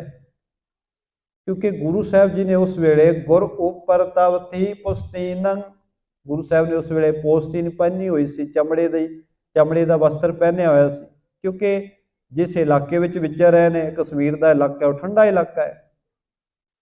ਗੁਰੂ ਸਾਹਿਬ ਜੀ ਨੇ ਚਮੜੇ ਦੀ ਪੋਸਤੀਨ ਪਹਿਨੀ ਹੋਈ ਹੈ। ਇਸ ਕਰਕੇ ਕਹਿਣ ਲੱਗਾ ਤੁਸੀਂ ਹੈਗੇ ਸਾਧੂ ਹੋ, ਆ ਤੁਹਾਡੇ ਵਸਤਰ ਕਿਸ ਤਰ੍ਹਾਂ ਦੇ ਨੇ? ਚਮੜੇ ਦੇ ਤੁਸੀਂ ਵਸਤਰ ਪਹਿਨ ਰੱਖੇ ਨੇ। ਸਿੱਖਿਆ ਦੇਨ ਹੇਤ ਤਹਿ ਸੰਗਾ, ਉਚਰਿਓ ਸ਼ਬਦ ਸੋ ਪ੍ਰੇਮ ਉਮੰਗਾ। ਇਹਨੇ ਇਸ ਤਰ੍ਹਾਂ ਦੇ ਸਵਾਲ ਕੀਤੇ ਜਿਨ੍ਹਾਂ ਵਿੱਚ ਸਿੱਖਣ ਵਾਸਤੇ ਕੁਝ ਨਹੀਂ ਸੀ, ਸਿਰਫ ਤੇ ਸਿਰਫ ਇਹ ਜਣਾਉਣ ਵਾਸਤੇ ਸੀ ਕਿ ਮੈਂ ਜ਼ਿਆਦਾ ਧਰਮੀ ਹਾਂ। ਕਿਉਂਕਿ ਅਸੀਂ ਕਈ ਵਾਰੀ ਧਰਮ ਨੂੰ ਬਾਹਰਲੀਆਂ ਚੀਜ਼ਾਂ ਨਾਲ ਬਹੁਤਾ ਜੋੜ ਲੈਂਦੇ ਹਾਂ ਤੇ ਮਨ ਦੇ ਨਾਲ ਜੋੜ ਕੇ ਨਹੀਂ ਵੇਖਦੇ। ਬੰਦਾ ਬਾਹਰਲੇ ਪਾਸੇ ਵੇਖੀ ਜਾਂਦਾ ਹੈ, ਅੰਦਰਲੇ ਪਾਸੇ ਧਿਆਨ ਹੀ ਨਹੀਂ ਮਾਰਦਾ। ਗੁਰੂ ਨਾਨਕ ਸਾਹਿਬ ਮਹਾਰਾਜ ਜੀ ਨੇ ਜਦੋਂ ਇਹਦਾ ਜੀਵਨ ਵੇਖਿਆ, ਇਹਦੇ ਸਵਾਲ ਵੇਖੇ, ਹਜੂਰ ਆਪਣੇ ਆਨੰਦ ਵਿੱਚ ਟਿਕ ਗਏ ਤੇ ਸਤਿਗੁਰਾਂ ਨੇ ਉਸ ਵੇਲੇ ਫਿਰ ਸ਼ਬਦ ਉਚਾਰਨ ਕੀਤਾ, ਸ਼ਲੋਕ ਮਹੱਲਾ ਪਹਿਲਾ। ਪੜ ਪੜ ਗੱਡੀ ਲੱਦੀਐ, ਪੜ ਪੜ ਭਰੀਐ ਸਾਥ, ਪੜ ਪੜ ਵੇੜੇ ਪਾਈਐ, ਪੜ ਪੜ ਗੱਡੀਐ ਖਾਤ। ਆਸਾ ਕੀ ਵਾਰ ਵਿੱਚ ਇਹ ਸ਼ਬਦ, ਇਹ ਸ਼ਲੋਕ ਆਪਾਂ ਬਹੁਤ ਪ੍ਰੇਮ ਨਾਲ ਰਾਗੀ ਸਿੰਘਾਂ ਕੋਲ ਸ਼ਰਵਣ ਕਰਦੇ। ਹਜੂਰ ਨੇ ਜਿੱਥੇ ਉਸ ਪੰਡਤ ਨੂੰ ਉਪਦੇਸ਼ ਦਿੰਦਿਆਂ ਇਹ ਸ਼ਬਦ ਉਚਾਰਿਆ, हे ਭਾਈ, ਜੇ ਮਨੁੱਖ ਪੜ ਪੜ ਕੇ ਗੱਡੇ ਲੱਦ ਲਵੇ, ਜਿਵੇਂ ਉਸ ਮਨੁੱਖ ਨੇ, ਉਸ ਪੰਡਤ ਨੇ 2 ਊਂਠਾਂ ਦੇ ਉੱਤੇ ਗ੍ਰੰਥ ਤੇ ਕਿਤਾਬਾਂ ਜਿਹੜੀਆਂ ਸਨ ਉਹ ਲੱਦੀਆਂ ਹੋਈਆਂ ਸਨ, ਇਹ ਦਿਖਾਉਣ ਵਾਸਤੇ ਮੈਂ ਏਡਾ ਵੱਡਾ ਵਿਦਵਾਨ ਹਾਂ।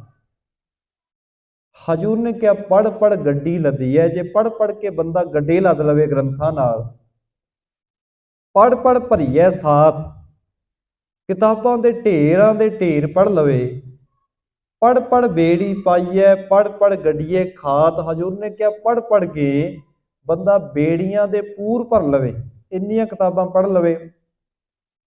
ਪੜ ਪੜ ਭਰੀਐ ਖਾਤ, ਹਜੂਰ ਨੇ ਕਿਹਾ ਭਾਵੇਂ ਪੜ ਪੜ ਕੇ ਟੋਏ ਭਰ ਦਵੇ, ਇੰਨੀਆਂ ਕਿਤਾਬਾਂ ਪੜ ਲਵੇ। ਕਿਉਂਕਿ ਅੱਜ ਵੀ ਬਹੁਤ ਸਾਰੇ ਮਨੁੱਖ ਐਸੇ ਹੈਗੇ ਨੇ, ਉਹਨਾਂ ਦੀਆਂ ਜੇ ਤੁਸੀਂ ਲਾਇਬ੍ਰੇਰੀਆਂ ਵੇਖੋਗੇ, ਇੰਨੀਆਂ ਵੱਡੀਆਂ ਵੱਡੀਆਂ ਲਾਇਬ੍ਰੇਰੀਆਂ, ਸਾਰਾ ਸਾਰਾ ਦਿਨ ਉਹ ਪੜ੍ਹਦੇ ਰਹਿੰਦੇ ਆ। ਹਜੂਰ ਨੇ ਇਸ ਪਾਵਨ ਸ਼ਲੋਕ ਦੇ ਰਾਹੀਂ ਜਿਹੜੀ ਗੱਲ ਕੀਤੀ, ਇੱਥੇ ਇਹ ਨਹੀਂ ਗੁਰੂ ਸਾਹਿਬ ਨੇ ਕਿਹਾ ਕਿ ਪੜ੍ਹਨਾ ਮਾੜਾ ਹੈ। ਜਦੋਂ ਅਸੀਂ ਦਸ਼ਮੇਸ਼ ਪਿਤਾ ਜੀ ਦੇ ਬਚਨ ਪੜ੍ਹਦੇ ਆ 52 ਬਚਨਾਂ ਵਿੱਚ, ਉਹਨਾਂ ਕਿਹਾ ਸਿੱਖ ਪੜ੍ਹੇ, ਇੱਥੋਂ ਤੱਕ ਦੂਸਰੇ ਧਰਮਾਂ ਦੇ ਗ੍ਰੰਥ ਵੀ ਪੜ੍ਹੇ, ਪਰ ਪੜ੍ਹੇ ਕਾਹਦੇ ਵਾਸਤੇ? ਕੁਝ ਸਿੱਖਣ ਵਾਸਤੇ ਤੇ ਮਾਲਕ ਜੀ ਨਾਲ ਪ੍ਰੇਮ ਬਣਾਉਣ ਵਾਸਤੇ। ਪੜ੍ਹਨਾ ਮਾੜਾ ਨਹੀਂ। ਵਿਦਿਆ ਵਿਚਾਰੀ ਤਾਂ ਪਰਉਪਕਾਰੀ, ਵਿਦਿਆ ਦੀ ਵਿਚਾਰ ਕੀਤੀ ਸਫਲੀ ਹੈ ਜੇ ਬੰਦਾ ਪਰਉਪਕਾਰ ਕਰੇ, ਭਲੇ ਦੇ ਕਾਰਜ ਕਰੇ। ਪਰ ਜੇ ਬੰਦੇ ਨੇ ਪੜ੍ਹ ਪੜ੍ਹ ਕੇ ਇਕੱਲਾ ਹੰਕਾਰ ਹੀ ਕਰਨਾ ਹੈ, ਵਿਦਿਆ ਪੜ੍ਹ ਪੜ੍ਹ ਕੇ ਕੇਵਲ ਠੱਗੀਆਂ ਹੀ ਮਾਰਨੀਆਂ ਨੇ, ਵਿਦਿਆ ਪੜ੍ਹ ਪੜ੍ਹ ਕੇ ਦੂਸਰਿਆਂ ਨੂੰ ਲੁੱਟਣ ਦੇ ਸਾਧਨ ਬਣਾਉਣੇ ਨੇ, ਹਜੂਰ ਨੇ ਕਿਹਾ ਉਸ ਵਿਦਿਆ ਨੂੰ ਪੜ੍ਹਨ ਦਾ ਕੋਈ ਲਾਭ ਨਹੀਂ। ਇੱਥੇ ਬਚਨ ਕਹਿੰਦੇ ਨੇ, ਸਾਹਿਬ ਕਹਿੰਦੇ ਪੜ੍ਹੀਏ ਜੇਤੇ ਬਰਸ ਵਰਸ, ਪੜ੍ਹੀਏ ਜੇਤੇ ਮਾਸ। ਬੰਦਾ ਕਿੰਨੇ ਹੀ ਸਾਲ ਪੜ੍ਹਦਾ ਰਹੇ, ਵਰਸ ਕਹਿੰਦੇ ਨੇ ਕਈ ਸਾਲ ਪੜ੍ਹਦਾ ਰਹੇ, ਕਈ ਮਹੀਨੇ ਪੜ੍ਹਦਾ ਰਹੇ। ਪੜ੍ਹੀਏ ਜੇਤੀ ਆਰਜਾ, ਪੜ੍ਹੀਏ ਜੇਤੇ ਸਾਸ। ਜਿੰਨੇ ਮਰਜ਼ੀ ਸਾਹਾਂ ਦੇ ਨਾਲ, ਜਿੰਨੀ ਮਰਜ਼ੀ ਉਮਰ ਦੇ ਵਿੱਚ ਬੰਦਾ ਪੜ੍ਹਦਾ ਰਹੇ। ਸਾਹਿਬ ਕਹਿੰਦੇ ਨਾਨਕ ਲੇਖੇ ਇੱਕ ਗੱਲ, ਹੋਰ ਹਉਮੈ ਝਖਣਾ ਝਾਖ। ਲੇਖੇ ਵਿੱਚ ਇੱਕੋ ਹੀ ਗੱਲ ਆਉਣੀ ਹੈ ਕਿ ਪ੍ਰਮਾਤਮਾ ਜੀ ਨਾਲ ਪ੍ਰੇਮ ਕਿੰਨਾ ਕੁ ਪਿਆ। ਜਾਂ ਅਸੀਂ ਇਹ ਵੀ ਵਿਆਖਿਆ ਕਰ ਸਕਦੇ ਹਾਂ ਕਿ ਪੜ੍ਹ ਕੇ ਵਾਹਿਗੁਰੂ ਪ੍ਰਮਾਤਮਾ ਜੀ ਦੇ ਗੁਣਾਂ ਨੂੰ ਕਿੰਨਾ ਕੁ ਜਾਣਿਆ, ਉਸ ਪੜ੍ਹ ਕੇ ਆਪਣੇ ਜੀਵਨ ਵਿੱਚ ਸਮਝ ਕਿੰਨੀ ਕੁ ਲਈ। ਜੇ ਇਹ ਸਮਝ ਨਾ ਲਈ, ਜੇ ਮਾਲਕ ਜੀ ਦੇ ਗੁਣਾਂ ਦੀ ਵਿਚਾਰ ਨਾਲ ਨਾ ਜੁੜੇ, ਤਾਂ ਬਾਕੀ ਸਾਰਾ ਅਹੰਕਾਰ ਹੈ, ਹਉਮੈ ਝਖਣਾ ਝਾਕ, ਇਹ ਝੱਖ ਮਾਰਨਾ ਹੀ ਹੈ। ਕਿੰਨਾ ਹੀ ਪੜ੍ਹੀ ਜਾਈਏ, ਝੱਖ ਮਾਰਨੇ ਦਾ ਭਾਵ ਆਪਾਂ ਵੱਖੋ ਵੱਖਰੇ ਅਰਥ ਕਰਦੇ ਆ। ਅਸੀਂ ਕਹਿੰਦੇ ਹਾਂ ਬੰਦਾ ਐਵੇਂ ਝੱਖ ਮਾਰ ਰਿਹਾ, ਜਾਂ ਅਸੀਂ ਸ਼ਬਦ ਵਰਤਦੇ ਹਾਂ ਬੰਦਾ ਐਵੇਂ ਹੀ ਬਕਵਾਸ ਕਰਦਾ ਹੈ। ਹਜੂਰ ਨੇ ਕਿਹਾ ਜੇ ਰੱਬ ਦੇ ਪ੍ਰੇਮ ਤੋਂ ਤੇਰੀ ਖਾਲੀ ਹੈ ਵਿਦਿਆ, ਜੇ ਪੜ੍ਹ ਕੇ ਨਾ ਸਮਝਿਆ ਜਾਂ ਸਮਝ ਕੇ ਨਾ ਪੜ੍ਹਿਆ, ਤਾਂ ਹਜੂਰ ਨੇ ਕਿਹਾ ਬਿਲਕੁਲ ਝਖਣਾ ਝਾਕ ਹੈ, ਇਹ ਕਿਸੇ ਕੰਮ ਨਹੀਂ ਆਉਣੀ। ਜੇ ਵਿਦਿਆ ਦਾ ਹੰਕਾਰ ਹੀ ਕੀਤਾ, ਵਿਦਿਆ ਪੜ੍ਹ ਕੇ ਕੇਵਲ ਇਹ ਕਿਹਾ ਜੀ ਮੈਂ ਜੀ ਇੰਨਾ ਪੜ੍ਹਿਆ ਹੋਇਆ, ਮੇਰੇ ਬਰਾਬਰ ਕੌਣ ਗੱਲ ਕਰੇਗਾ। ਹਜੂਰ ਨੇ ਕਿਹਾ ਰੱਬ ਦੇ ਪ੍ਰੇਮ ਨੂੰ ਹੀ ਲੇਖੇ ਵਿੱਚ ਗਿਣਿਆ ਜਾਣਾ ਹੈ। ਇਹੀ ਗੱਲ ਲੇਖੇ ਵਿੱਚ ਆਉਣੀ ਹੈ ਕਿ ਪੜ੍ਹ ਕੇ ਕਿੰਨਾ ਕੁ ਉਹਦੇ ਨਾਲ ਜੁੜੇ, ਕਿੰਨਾ ਕੁ ਸਮਝੇ। ਕਿਉਂਕਿ ਗੁਰੂ ਪਿਆਰਿਓ, ਵੈਸੇ ਵਿਦਿਆ ਵਿੱਚ ਹੀ ਸਮਰੱਥ ਹੈ, ਵਿਦਿਆ ਮਨੁੱਖ ਨੂੰ ਸਿਆਣਾ ਬਣਾਉਂਦੀ। ਪਰ ਜੇ ਮਨੁੱਖ ਹੰਕਾਰੀ ਹੋ ਜਾਏ, ਮਨੁੱਖ ਵਿਦਿਆ ਪੜ੍ਹ ਕੇ ਵਾਹਿਗੁਰੂ ਤੋਂ ਮੁਨਕਰ ਹੋ ਜਾਏ, ਤਾਂ ਵੈਸੇ ਲਿਖਿਆ ਇਹ ਹੁੰਦਾ ਹੈ ਸਕੂਲਾਂ ਤੇ, ਆਮ ਹੀ ਆਪਾਂ ਪੰਜਾਬ ਵਿੱਚ ਪੜ੍ਹਦੇ ਰਹੇ ਹਾਂ, ਵਿਦਿਆ ਮਨੁੱਖ ਦਾ ਤੀਸਰਾ ਨੇਤਰ ਹੈ।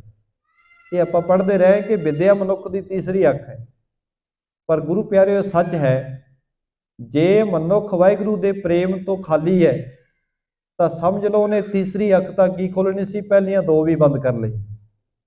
ਜੇ ਮਾਲਕ ਜੀ ਦੇ ਪ੍ਰੇਮ ਵਿੱਚ ਹੀ ਨਹੀਂ ਜੁੜੇ, ਜੇ ਉਹ ਚੰਗੇ ਪਾਸੇ ਨਹੀਂ ਤੁਰੇ, ਜੇ ਵਿਦਿਆ ਪੜ੍ਹ ਕੇ ਮਾੜੇ ਕਰਮ ਹੀ ਕਰਨੇ ਹਨ, ਜੇ ਵਿਦਿਆ ਪੜ੍ਹ ਕੇ ਕੁਕਰਮਾਂ ਵਾਲੇ ਪਾਸੇ ਹੀ ਜਾਣਾ ਹੈ, ਤਾਂ ਸਮਝ ਲਓ ਅਸੀਂ ਪਹਿਲੀਆਂ ਦੋ ਵੀ ਬੰਦ ਕਰ ਲਈ, ਤੀਸਰੀ ਤਾਂ ਕੀ ਖੁੱਲਣੀ ਹੈ। ਜੇ ਮਾਲਕ ਜੀ ਦੇ ਪ੍ਰੇਮ ਵਿੱਚ ਜੁੜੇ ਆ, ਵਿਦਿਆ ਪੜ੍ਹ ਕੇ ਕਿਸੇ ਵੀ ਮੁਕਾਮ ਤੇ ਸਿੱਖ ਪਹੁੰਚੇ, ਤੇ ਗੁਰੂ ਪਿਆਰਿਓ ਗੁਰੂ ਕੀ ਕਿਰਪਾ ਦਾ ਪਾਤਰ ਬਣਦਾ ਹੈ।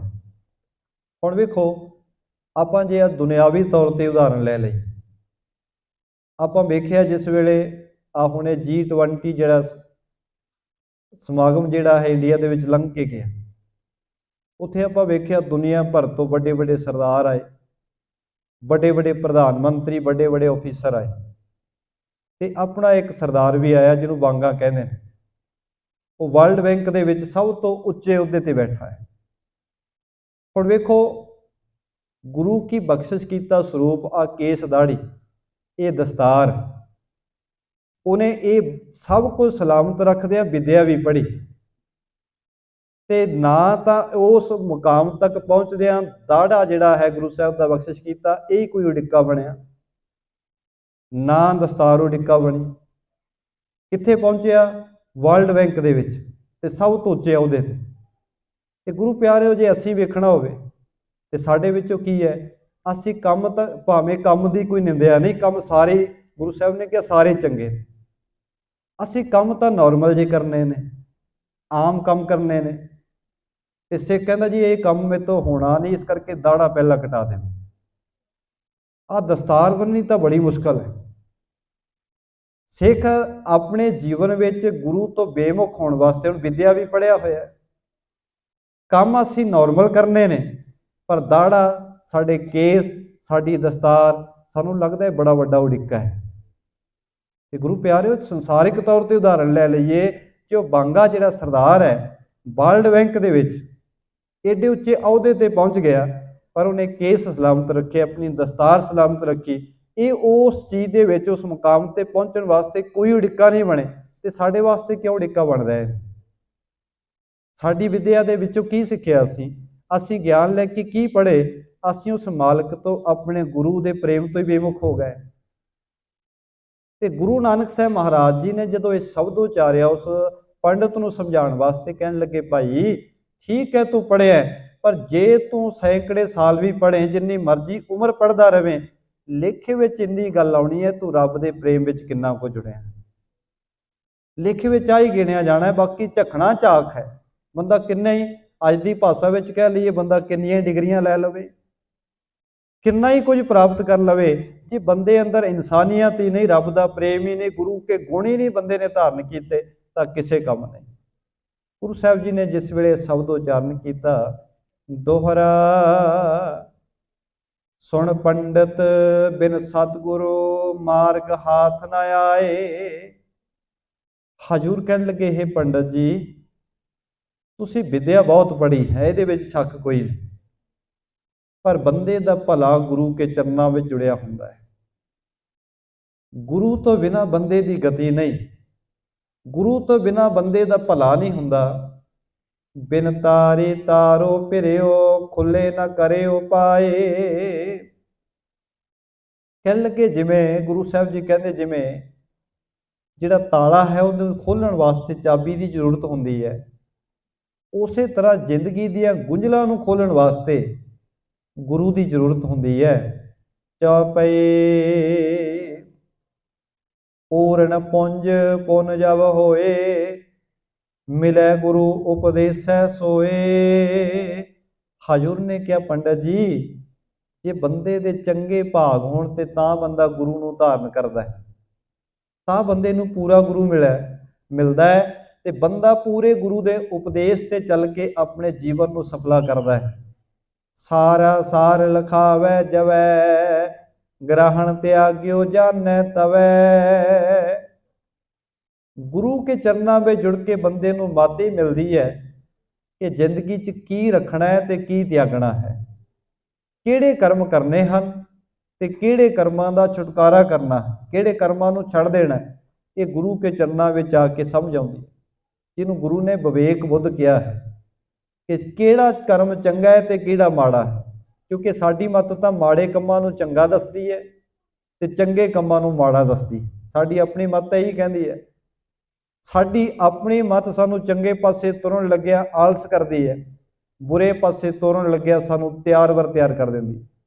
ਪਰ ਗੁਰੂ ਕੀ ਮੱਤ ਜਿਹੜੀ ਹੈ ਸਾਨੂੰ ਸਿਖਾਉਂਦੀ ਹੈ ਕਿਹੜੇ ਕਾਰਜ ਜ਼ਿੰਦਗੀ 'ਚ ਕੀਤਿਆਂ ਤੇਰਾ ਭਲਾ ਹੋਣਾ ਹੈ ਤੇ ਕਿਹੜੇ ਕਾਰਜਾਂ ਨਾਲ ਤੇਰੇ ਜੀਵਨ ਨੇ ਬਰਬਾਦ ਹੋ ਜਾਣਾ। ਸਤਿਗੁਰੂ ਨੇ ਸਮਝਾਇਆ, ਕਹਿਣ ਲੱਗੇ, ਮਿਟੇ ਭਰਮ ਚਿਤ ਸ਼ਾਂਤੀ ਪਾਏ, ਅਨਕ ਕਲਪਨਾ ਹਿਰਦੈ ਨਸਾਏ। ਹਜ਼ੂਰ ਕਹਿਣ ਲੱਗੇ, ਭਾਈ ਜਦੋਂ ਬੰਦੇ ਨੂੰ ਪੂਰੇ ਗੁਰੂ ਦੀ ਪ੍ਰਾਪਤੀ ਹੋ ਜਾਂਦੀ ਹੈ ਤਾਂ ਮਨ ਵਿੱਚੋਂ ਭਰਮ ਮਿਟ ਜਾਂਦੇ ਨੇ ਤੇ ਮਨ ਸ਼ਾਂਤ ਹੋ ਜਾਂਦਾ ਹੈ। ਕਲਪਨਾਵਾਂ ਜਿਹੜੀਆਂ ਨੇ ਬੰਦੇ ਨੂੰ ਘੇਰ ਕੇ ਰੱਖਦੀਆਂ ਨੇ, ਉਹਨਾਂ ਕਲਪਨਾਵਾਂ ਤੋਂ ਬੰਦੇ ਦਾ ਖਹਿੜਾ ਛੁੱਟ ਜਾਂਦਾ ਹੈ। ਬਹਿਰ ਭੇਖ ਪਰ ਦ੍ਰਿਸ਼ਟ ਨ ਧਾਰੈ, ਅੰਤਰਮੁਖੀ ਬ੍ਰਿਤ ਕੋ ਪਾਰੈ। ਹਜ਼ੂਰ ਕਹਿਣ ਲੱਗੇ, ਜਿਸ ਬੰਦੇ ਨੂੰ ਗੁਰੂ ਕੀ ਮੱਤ ਸਮਝ ਆ ਗਈ ਉਹ ਬਾਹਰਲੇ ਭੇਖ ਤੇ ਦਿਖਾਵਿਆਂ ਤੋਂ ਮੁਕਤ ਹੋ ਜਾਂਦਾ ਹੈ। ਉਹ ਅੰਤਰਮੁਖੀ ਬਿਰਤੀ ਪਾਲਦਾ ਹੈ, ਉਹ ਸਮਝਦਾ ਹੈ, ਹਰੇਕ ਗੱਲ ਨੂੰ ਆਪਣੇ ਜੀਵਨ ਤੇ ਲਾਗੂ ਕਰਕੇ ਵੇਖਦਾ ਹੈ। ਸੁਣ ਪੰਡਤ ਉਰ ਲੇਹੋ ਵਿਚਾਰੇ, ਜਬ ਲੋ ਮਨ ਹੈ ਵਿਸੈ ਵਿਕਾਰੇ। ਹਜ਼ੂਰ ਕਹਿਣ ਲੱਗੇ, ਪੰਡਤ ਜੀ ਇੱਕ ਗੱਲ ਚੰਗੀ ਤਰ੍ਹਾਂ ਸਮਝ ਲਓ, ਜੇ ਬੰਦੇ ਦਾ ਮਨ ਵਿਸ਼ੇ ਵਿਕਾਰਾਂ ਵਿੱਚ ਗਰਸਿਆ ਹੋਇਆ, ਅਹੰਕਾਰ ਵਿੱਚ ਗਰਸਿਆ ਹੋਇਆ ਹੈ, ਬਹਿਰ ਭੇਖ ਤਵ ਲਓ ਸਭ ਕਾਚਾ, ਸਾਚ ਸੰਗ ਰੰਚ ਕਨੈ ਰਾਚਾ। ਜੇ ਮਨ ਪਾਪੀ ਹੈ, ਮਨ ਹੰਕਾਰੀ ਹੈ, ਤਾਂ ਸਤਿਗੁਰੂ ਕਹਿੰਦੇ ਬਾਹਰਲਾ ਭੇਖ ਤੇ ਬਾਹਰਲੀ ਵਿਦਿਆ ਇਹ ਸਭ ਕੁਝ ਝੂਠ ਹੈ। ਜਿੰਨਾ ਚਿਰ ਬੰਦੇ ਦੇ ਅੰਦਰ ਪ੍ਰੇਮ ਨਹੀਂ, ਉਨਾ ਚਿਰ ਬੰਦਾ ਭਾਵੇਂ ਭੇਖ ਵੀ ਬਾਹਰੋਂ ਸੋਹਣਾ ਬਣਾ ਲਵੇ, ਭਾਵੇਂ ਵਿਦਵਾਨ ਵੀ ਕਿੰਨਾ ਹੋਵੇ, ਸਤਿਗੁਰੂ ਕਹਿੰਦੇ ਸੱਚ ਉਹਦੇ ਅੰਦਰ ਰੱਤੀ ਭਰ ਵੀ ਨਹੀਂ ਹੁੰਦਾ, ਉਹਦੇ ਅੰਦਰ ਪ੍ਰੇਮ ਨਹੀਂ ਪੈਦਾ ਹੁੰਦਾ। ਸਹਿ ਸੀਸ ਜਮ ਡੰਡ ਵਿਸਾਲਾ, ਸਦਾ ਪਸੇ ਤ੍ਰਿਸ਼ਨਾ ਕੇ ਜਾਲਾ। ਸਤਿਗੁਰੂ ਕਹਿਣ ਲੱਗੇ, ਜਿਸ ਮਨੁੱਖ ਦਾ ਸੁਭਾਅ ਇਸ ਤਰ੍ਹਾਂ ਦਾ ਹੈ, ਬਾਹਰਲੇ ਭੇਖ ਦਿਖਾਉਂਦਾ ਹੈ, ਬਾਹਰਲੇ ਗਿਆਨ ਦੀਆਂ ਗੱਲਾਂ ਬਹੁਤ ਕਰਦਾ ਹੈ, ਪਰ ਅੰਦਰੋਂ ਕੋਈ ਵੀ ਪ੍ਰੇਮ ਨਹੀਂ, ਕੋਈ ਅੰਦਰੋਂ ਸਮਝ ਨਹੀਂ ਹੈ, ਹਜ਼ੂਰ ਕਹਿੰਦੇ ਜਮਾਂ ਦੀਆਂ ਡੰਡਾ ਮਾਰਾਂ ਤੋਂ ਬਚ ਨਹੀਂ ਸਕਦਾ। ਹਰ ਵੇਲੇ ਚਿੰਤਾ ਵਿੱਚ ਗਰਸਿਆ ਰਹਿੰਦਾ ਹੈ, ਹਰ ਵੇਲੇ ਆਪਣੇ ਆਪ ਨੂੰ ਉੱਚਾ ਜਾਣੀ ਜਾਂਦਾ ਹੈ, ਪਰ ਜੀਵਨ ਵਿੱਚ ਕੋਈ ਪ੍ਰੇਮ ਨਹੀਂ ਪ੍ਰਾਪਤ ਹੋ ਸਕਦਾ। ਕਾਮ ਕ੍ਰੋਧ ਮਦ ਮਾਨ ਮਲੀਨੇ, ਨਿਜ ਸਰੂਪ ਲਖੇ ਨਾ ਮਤ ਹੀਣੇ। ਇਹੋ ਜਿਹਾ ਮਨੁੱਖ ਜਿਹੜਾ ਦਿਖਾਵੇ ਕਰਦਾ ਹੈ, ਕਾਮ ਕ੍ਰੋਧ ਤੇ ਹੰਕਾਰ ਦੇ ਨਸ਼ੇ ਵਿੱਚ ਗਰਸਿਆ ਰਹਿੰਦਾ ਹੈ। ਇੱਕ ਨਸ਼ਾ ਹੈ, ਇਹ ਵੀ ਵਿਕਾਰਾਂ ਦਾ ਵੀ ਨਸ਼ਾ ਹੈ ਤੇ ਹੰਕਾਰ ਦਾ ਵੀ ਇੱਕ ਨਸ਼ਾ ਹੈ। ਤੇ ਗੁਰੂ ਸਾਹਿਬ ਕਹਿੰਦੇ ਇਸ ਨਸ਼ੇ ਵਿੱਚ ਗਲਤਾਨ ਹੋਇਆ ਮਨੁੱਖ ਆਪਣੇ ਆਪ ਨੂੰ ਪਹਿਚਾਣਦਾ ਹੀ ਨਹੀਂ, ਆਪਣੇ ਆਪ ਦੀ ਸਮਝ ਹੀ ਨਹੀਂ ਰੱਖਦਾ ਕਿ ਅਸਲ ਵਿੱਚ ਜਿਹੜੀਆਂ ਚੀਜ਼ਾਂ ਦਾ ਮੈਂ ਹੰਕਾਰ ਕਰ ਰਿਹਾ, ਇਹ ਚੀਜ਼ਾਂ ਸਦਾ ਰਹਿਣ ਵਾਲੀਆਂ। ਬੰਦਾ ਕਿੰਨਾ ਹੀ ਵਿਦਵਾਨ ਹੋਵੇ, ਪੜ੍ਹਿਆ ਲਿਖਿਆ ਹੋਵੇ, ਪਰ ਰੱਬ ਤੋਂ ਸਿਆਣਾ ਥੋੜ੍ਹਾ ਹੋ ਸਕਦਾ ਹੈ, ਕਿਉਂਕਿ ਮਾਲਕ ਨੇ ਤਾਂ ਸਾਰੀ ਦਾਤ ਦਿੱਤੀ ਹੈ। ਜੇ ਬੰਦੇ ਕੋਲੇ ਬਹੁਤ ਦਿਮਾਗ ਹੈ, ਵਿਦਿਆ ਵੀ ਬਹੁਤ ਹੈ, ਤੇ ਇੱਕ ਪਲ ਨਹੀਂ ਲੱਗਦਾ ਕੁਦਰਤ ਜੇ ਥੋੜ੍ਹਾ ਜਿਹਾ ਵੀ ਕੋਈ ਅਟੈਕ ਆ ਜਾਏ ਤੇ ਬੰਦੇ ਦੀ ਸਾਰੀ ਯਾਦਦਾਸ਼ਤ ਸਾਰੀ ਮਿਟ ਜਾਂਦੀ। ਕੀ ਕਰਾਂਗੇ ਇਸ ਕੁਦਰਤ ਦੇ ਸਾਹਮਣੇ? ਉਸ ਕੁਦਰਤ ਦੇ ਸਾਹਮਣੇ, ਵਾਹਿਗੁਰੂ ਦੇ ਦਰ ਦੇ ਸਾਹਮਣੇ ਸਾਡੀ ਵਿਦਿਆ, ਸਾਡੀ ਸਿਆਣਪ ਕੋਈ ਨਹੀਂ ਚੱਲਦੀ। ਉਹਦੇ ਅੱਗੇ ਤਾਂ ਨਮਸਕਾਰ ਹੀ ਹੈ, ਉਹਦੇ ਅੱਗੇ ਪ੍ਰੇਮ ਹੀ ਬੰਦਾ ਰੱਖ ਸਕਦਾ ਹੈ। ਹਜ਼ੂਰ ਨੇ ਕਿਹਾ ਬੰਦਾ ਹੰਕਾਰ ਤੇ ਕਾਮ ਕ੍ਰੋਧ ਦੇ ਨਸ਼ੇ ਵਿੱਚ ਗਲਤਾਨ ਰਹਿੰਦਾ ਹੈ, ਇਹ ਨਹੀਂ ਜਾਣਦਾ ਮੇਰਾ ਨਿਜ ਸਰੂਪ ਕੀ ਹੈ। ਇਹ ਦਾਤਾਂ ਕਿਸ ਨੇ ਦਿੱਤੀਆਂ ਨੇ? ਸਰਬ ਪੁੰਜ ਪੁੰਨ ਹੈ ਮਿਲ ਜਬ ਹੀ, ਮਿਲੇ ਕਿਰਪਾ ਕਰ ਸਤਿਗੁਰ ਤਬ ਹੀ। ਸਤਿਗੁਰੂ ਕਹਿੰਦੇ ਬਹੁਤ ਵੱਡੀ ਕਿਰਪਾ ਹੋ ਜਾਏ ਜੇ ਮਾਲਕ ਦੀ। ਪਰਮਾਤਮਾ ਜਦੋਂ ਰਹਿਮਤ ਕਰਦਾ ਹੈ ਤਾਂ ਆਪਣੇ ਪਿਆਰਿਆਂ ਨੂੰ ਪੂਰੇ ਗੁਰੂ ਨਾਲ ਮਿਲਾਉਂਦਾ ਹੈ। ਹਜ਼ੂਰ ਕਹਿੰਦੇ ਪੂਰੇ ਗੁਰੂ ਦਾ ਮਿਲਣਾ ਵੱਡੇ ਭਾਗਾਂ ਦੀ ਨਿਸ਼ਾਨੀ ਹੈ। ਨਿਜ ਸਰੂਪ ਕੋ ਦੇਹ ਦਿਖਾਏ, ਭਰਮ ਕਰਮ ਤੇ ਲੇਹ ਛੁਡਾਈ। ਜਿਸ ਦਿਨ ਗੁਰੂ ਨਾਲ ਪ੍ਰੇਮ ਬਣ ਗਿਆ, ਸਤਿਗੁਰਾਂ ਨੇ ਸਾਨੂੰ ਭਰਮਾਂ ਦੇ ਕਰਮਾਂ ਤੋਂ ਬਚਾ ਕੇ ਆਪਣੇ ਆਪੇ ਦੀ ਪਹਿਚਾਣ ਕਰਾਉਣੀ। ਅਸਲ ਵਿੱਚ ਹੈ ਕੀ ਆ, ਕਾਹਦੇ ਵਾਸਤੇ ਸੰਸਾਰ ਤੇ ਆਇਆ, ਇਸ ਚੀਜ਼ ਦੀ ਸਮਝ ਮਿਲੇਗੀ। ਹੰਤਾ ਤਿਆਗ ਸਰਬ ਦੁੱਖ ਹਰਹੀ, ਪਰਾਲਬਧ ਸੋ ਭੁੰਜਨ ਕਰਹੀ। ਜਦੋਂ ਕੋਈ ਮਨੁੱਖ ਗੁਰੂ ਕੇ ਬਚਨਾਂ ਤੇ ਤੁਰ ਪੈਂਦਾ ਹੈ, ਉਹਦਾ ਅਹੰਕਾਰ ਮਿਟਦਾ ਹੈ। ਜਿਸ ਦਿਨ ਅਹੰਕਾਰ ਮਿਟਿਆ, ਜਿੰਨਾ ਚਿਰ ਤਾਂ ਬੰਦਾ ਮੇਰੀ ਮੇਰੀ ਕਰਦਾ ਹੈ, ਅਹੰਕਾਰ ਦਿਖਾਉਂਦਾ ਹੈ, ਉਨਾ ਚਿਰ ਰੱਬ ਤੋਂ ਦੂਰ ਹੀ ਦੂਰ ਜਾਂਦਾ। ਜਬ ਲਗ ਮੇਰੀ ਮੇਰੀ ਕਰੈ ਤਬ ਲਗ ਕਾਜ ਏਕ ਨਹੀਂ ਸਰੈ। ਹਜ਼ੂਰ ਕਹਿੰਦੇ ਜਿੰਨਾ ਚਿਰ ਬੰਦਾ ਮੇਰੀ ਮੇਰੀ ਕਰਦਾ ਹੈ, ਜ਼ਿੰਦਗੀ ਦਾ ਇੱਕ ਵੀ ਕੰਮ ਨਹੀਂ ਸਿਵਰਦਾ, ਸਾਰੇ ਕੰਮ ਵਿਗੜਦੇ ਹਨ। ਹੰਕਾਰੀ ਮਨੁੱਖ ਦਾ ਵੇਖੀਏ, ਹੰਕਾਰੀ ਮਨੁੱਖ ਦੀ ਰੱਬ ਨਾਲ ਤਾਂ ਵਿਗੜਦੀ ਹੈ, ਅਹੰਕਾਰੀ ਮਨੁੱਖ ਦੀ ਪਰਿਵਾਰ ਨਾਲ ਵੀ ਵਿਗੜੇਗੀ, ਹੰਕਾਰੀ ਮਨੁੱਖ ਦੀ ਸਮਾਜ ਨਾਲ ਵੀ ਵਿਗੜਦੀ ਹੈ, ਕਿਉਂਕਿ ਉਹਦਾ ਹੰਕਾਰ ਉਹਨੂੰ ਕਿਸੇ ਦੇ ਨੇੜੇ ਬੈਠਣੀ ਨਹੀਂ ਦਿੰਦਾ, ਉਹਨੂੰ ਕਿਸੇ ਨਾਲ ਨਿਮਰਤਾ ਨਾਲ ਗੱਲ ਕਰਨੀ ਨਹੀਂ ਦਿੰਦਾ, ਉਹਨੂੰ ਕਿਸੇ ਨਾਲ ਰਿਸ਼ਤੇ ਨਿਭਾਉਣ ਹੀ ਨਹੀਂ ਦਿੰਦਾ। ਅਹੰਕਾਰੀ ਮਨੁੱਖ ਹਰ ਪਾਸੇ ਵਿਗਾੜ ਲੈਂਦਾ। ਹਜ਼ੂਰ ਨੇ ਇਸੇ ਕਰਕੇ ਕਿਹਾ, ਕਹਿਣ ਲੱਗੇ ਜਿਸ ਦਿਨ ਗੁਰੂ ਦੇ ਨਾਲ ਪ੍ਰੇਮ ਪੈਂਦਾ ਹੈ, ਗੁਰੂ ਭਰਮਾਂ ਤੋਂ ਬਚਾਉਂਦਾ ਹੈ, ਤੇ ਗੁਰੂ ਹੰਕਾਰ ਨੂੰ ਤਿਆਗਣ ਦੀ ਸਿੱਖਿਆ ਦਿੰਦਾ, ਕਿਉਂਕਿ ਹੰਕਾਰ ਜਿਹੜਾ ਹੈ ਇਹ ਰੂਪ ਬਦਲ ਕੇ ਆ ਜਾਂਦਾ। ਹਜ਼ੂਰ ਨੇ ਕਿਹਾ ਮਾਨ ਮੁਨੀ ਮੁਨਵਰ ਗਲੇ, ਮਾਨ ਸਭੈ ਕੋ ਖਾਏ। ਜਿਹੜਾ ਹੰਕਾਰ ਹੈ, ਜਿਹੜਾ ਇਹ ਮਾਨ ਹੈ, ਇਹ ਹਉਮੈ, ਇਹ ਵੱਡੇ ਵੱਡੇ ਰਿਸ਼ੀਆਂ ਮੁਨੀਆਂ ਵਿੱਚ ਵੀ ਆ ਗਈ, ਤੇ ਰਿਸ਼ੀ ਮੁਨੀਆਂ ਦਾ ਜੀਵਨ ਵੀ ਇਹਨਾਂ ਗਾਲ ਕੇ ਰੱਖ ਦਿੱਤਾ, ਕਿਉਂਕਿ ਹੰਕਾਰ ਦਾ ਰੂਪ ਪਤਾ ਨਹੀਂ ਕਿਸ ਰੂਪ ਵਿੱਚ ਆ ਜਾਏ। ਇਸੇ ਕਰਕੇ ਹੰਕਾਰ ਨੂੰ ਜਾਂ ਹਉਮੈ ਨੂੰ ਵੱਡਾ ਰੋਗ ਵੀ ਕਿਹਾ, ਕਿ ਪਤਾ ਨਹੀਂ ਕਿਹੜੇ ਰੂਪ ਵਿੱਚ ਆ ਜਾਏ। ਹੁਣ ਅਸੀਂ ਕਰਮ ਕਰਦੇ ਹਾਂ, ਕਈ ਵਾਰੀ ਬੰਦਾ ਸੰਸਾਰ ਦੇ ਅਹੰਕਾਰ ਤੋਂ ਬਚਣ ਵਾਸਤੇ ਕਈ ਵਾਰੀ ਬਾਣੀ ਪੜ੍ਹਨੀ ਆਰੰਭ ਕਰ ਦਿੰਦਾ, ਅਸੀਂ ਸੇਵਾ ਵੀ ਕਰਨੀ ਆਰੰਭ ਕਰ ਦਿੰਦੇ। ਕਾਹਦੇ ਵਾਸਤੇ? ਅਹੰਕਾਰ ਤੋਂ ਬਚ ਜਾਈਏ, ਸਾਡੇ ਅੰਦਰ ਨਿਮਰਤਾ ਆ ਜਾਏ। ਗੁਰੂ ਪਿਆਰਿਓ, ਕਈ ਵਾਰੀ ਇਹ ਵੀ ਵਰਤਦਾ ਹੈ ਕਿ ਬੰਦਾ ਸੰਸਾਰੀ ਹੰਕਾਰ ਤੋਂ ਬਚਦਿਆਂ ਸੇਵਾ ਤੇ ਬਾਣੀ ਨਾਲ ਜੁੜਦਾ ਹੈ, ਪਰ ਹਉਮੈ ਰੂਪ ਵਟਾ ਕੇ ਆ ਜਾਂਦਾ ਹੈ, ਬੰਦੇ ਨੂੰ ਆਪਣੀ ਸੇਵਾ ਦਾ ਤੇ ਪੜ੍ਹੀ ਹੋਈ ਬਾਣੀ ਦਾ ਹੀ ਹੰਕਾਰ ਹੋ ਜਾਂਦਾ। ਬੰਦਾ ਕਹਿੰਦਾ ਜੀ ਮੇਰੇ ਜਿੰਨੀ ਬਾਣੀ ਕੌਣ ਪੜ੍ਹਦਾ, ਮੇਰੇ ਜਿੰਨੀ ਸੇਵਾ ਕੌਣ ਕਰ ਲਏਗਾ। ਜਦੋਂ ਇਹ ਭਾਵ ਵੀ ਆ ਗਿਆ, ਇਹ ਹੰਕਾਰ ਪਹਿਲੇ ਹੰਕਾਰ ਤੋਂ ਵੀ ਖਤਰਨਾਕ ਹੈ, ਕਿਉਂਕਿ ਉਹ ਹੰਕਾਰ ਤਾਂ ਸਾਨੂੰ ਦਿਖਦਾ ਸੀ ਕਿ ਬੰਦਾ ਹੰਕਾਰੀ ਹੈ, ਪਰ ਜਿਹੜੇ ਬੰਦੇ ਨੂੰ ਧਾਰਮਿਕ ਹੰਕਾਰ ਹੋ ਗਿਆ, ਧਾਰਮਿਕ ਕਰਮਾਂ ਦਾ ਹੰਕਾਰ ਹੋ ਗਿਆ, ਗੁਰੂ ਪਿਆਰੇ, ਉਹ ਬੰਦਾ ਕਿਉਂਕਿ ਇਸ ਭੁਲੇਖੇ ਵਿੱਚ ਰਹਿੰਦਾ ਹੈ ਕਿ ਮੈਂ ਤਾਂ ਬੜੀ ਨਿਮਰਤਾ ਵਿੱਚ ਹਾਂ, ਪਰ ਹੰਕਾਰੀ ਹੋਣ ਕਰਕੇ ਉਹ ਰੱਬ ਤੋਂ, ਗੁਰੂ ਤੋਂ ਦੂਰ ਹੀ ਦੂਰ ਹੋਈ ਜਾਂਦਾ। ਉਹਦੇ ਅੰਦਰ ਉਹ ਨਿਮਰਤਾ ਵਾਲੇ, ਪ੍ਰੇਮ ਵਾਲੇ ਗੁਣ ਮਿਟਦੇ ਜਾਂਦੇ। ਇਸ ਕਰਕੇ ਸਾਹਿਬ ਨੇ ਕਿਹਾ ਜਦੋਂ ਵੀ ਕੁਝ ਕਰ ਆਪਣਾ ਆਪਾ ਜਣਾਈ ਨਾ, ਇਹ ਸਮਝ ਜੇ ਕੋਈ ਚੰਗਾ ਕਰਦਾ ਹੈ, ਇਹ ਕਹਿਆ ਕਰ ਮੇਰੇ ਮਾਲਕ ਨੇ ਕਰਵਾਇਆ, ਮੈਂ ਕੀ ਕਰ ਸਕਦਾ ਸਾਂ, ਮੇਰਾ ਗੁਰੂ ਕਰਵਾ ਰਿਹਾ ਹੈ।